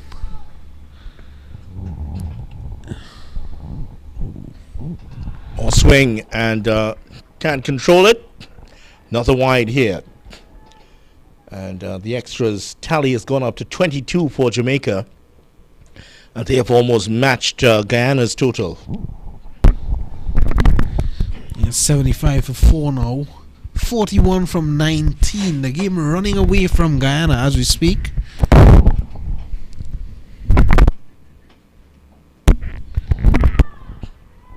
Gone for the big drive and missed it, and that is the end of Campbell's third over. And at the end of third over, it's 17 now gone, 75 now for 4. And off the last 3 overs, Guyana need 41 runs. Well, that is going to be difficult in this version of the game. In this game, in this tournament, we've seen 6 runs and over has been very difficult to get. So a total in the region of this, even more difficult. Yeah, this will be, if Jamaica does get to this victory, it will be a victory of real high order, because they'll be beating a team that have come into this game with 2 victories, 100% win record in this tournament thus far.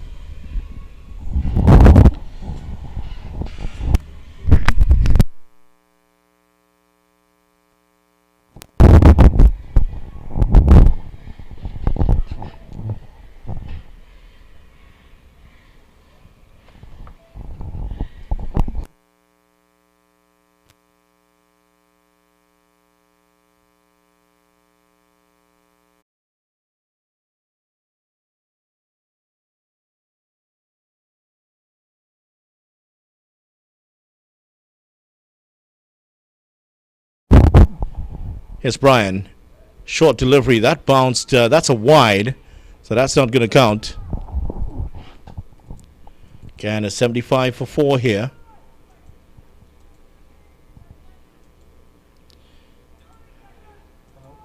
So Amin on 11 of 24. And I think it is the lack of explosive scoring from Guyana that has certainly reduced their ability to win this game. Pulled away. Past the fielder, and that has gone for 4. And Ramnath picks up a boundary here. And the little left-hander, that short delivery just behind square, and no one was going to catch up with that.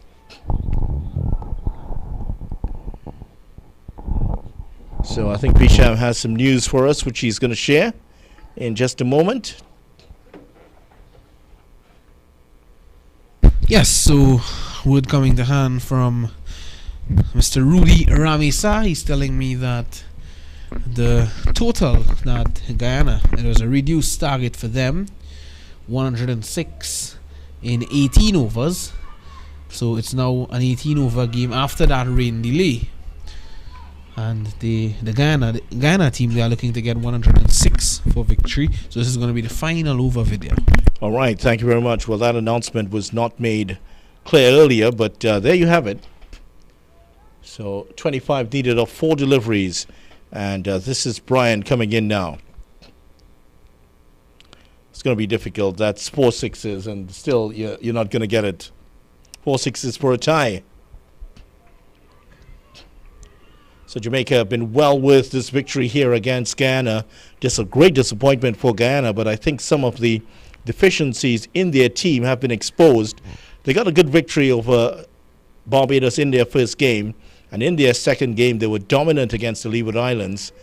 But I think maybe the depth of their bowling has left a little bit of some concern, and there will be some question marks over their bowling. There will, and some things really showed up today that I think they would need to address. Their fielding was not up to par. Bowling as well was a bit inconsistent. Straight to the fielder. Is that a no ball? Well, the umpire says no, that's fine.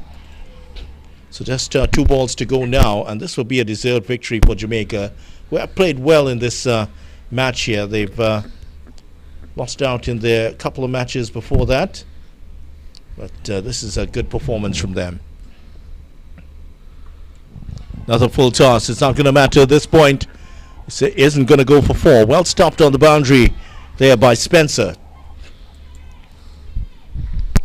Jamaica went down to defeat against the USA in the first game here. They had a break on the second day, and now here in their second game, they will get victory, and that will put them in good stead against Trinidad and Tobago tomorrow at the Diego Martin Sporting Complex. Yeah, that's going to be a big clash at the Diego Martin Sporting Complex. We'll be there for it. I'm excited.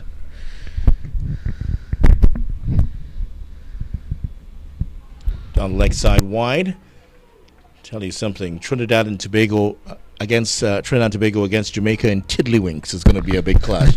Always going to be a spicy encounter. Yeah, and given the performance we've seen from the Jamaicans today, they're going to go into tomorrow's game against the dominant team, Trinidad and Tobago, with some sort of confidence. Straight to the fielder and past the fielder. They will get two.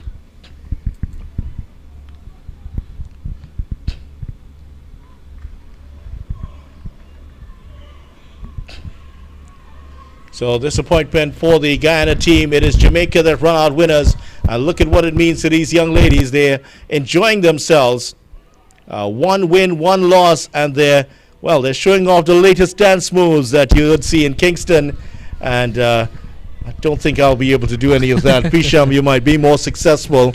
And look at it. Even the substitute is out there dancing away. Just shows you, while they have fallen to defeat in their first game, there's still a great amount of team spirit in this Jamaica team, and no team will want to take them lightly for the rest of this tournament. Yeah, great scenes here at Lara Cricket Academy this afternoon. Congratulations to the Jamaica team on their victory against Guyana, who have been going really well. So just breaking the spirits of Guyana a bit. I'm sure you can see Ashmini Munisa there, the captain of Guyana, should be a bit disappointed with their performance today. But Vidya, I think they didn't really help themselves in the field earlier.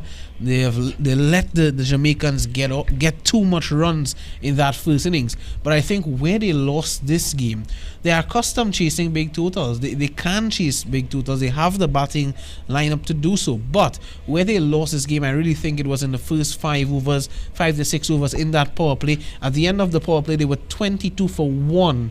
And Barcoy, she played a slow inning. She looked to ramp up her run scoring at the back end of her innings, but it was a very slow innings, one that did not really assist the Guyanese. So Jamaica win comfortably here, and victory for them against Guyana. First defeat for Guyana in the competition. Now Guyana will have 2 days off. They won't be playing tomorrow or Sunday. They will be back in action against Trinidad and Tobago at the Lara Cricket Academy right here at 2:30 p.m. on Monday. So that's the situation here. Tomorrow, we hope that you'll join us for 3 more matches. Jamaica will play Trinidad and Tobago at Diego Martin Sporting Complex at 9:30. Leeward Islands will play the USA here at 10 o'clock, Lara Cricket Academy, and the Windward Islands will face Barbados at the same venue at 2:30 p.m. Certainly hope that you will be here to join us for that. This has been game number 9 of the CWI Women's Under-19 Rising Stars T20 Championships here at the Lara Cricket Academy. Jamaica running out winners over Guyana. I'm Vidya Ramphal on behalf of Visham Lalman and the rest of the crew here. It's goodbye for now from the Lara Cricket Academy.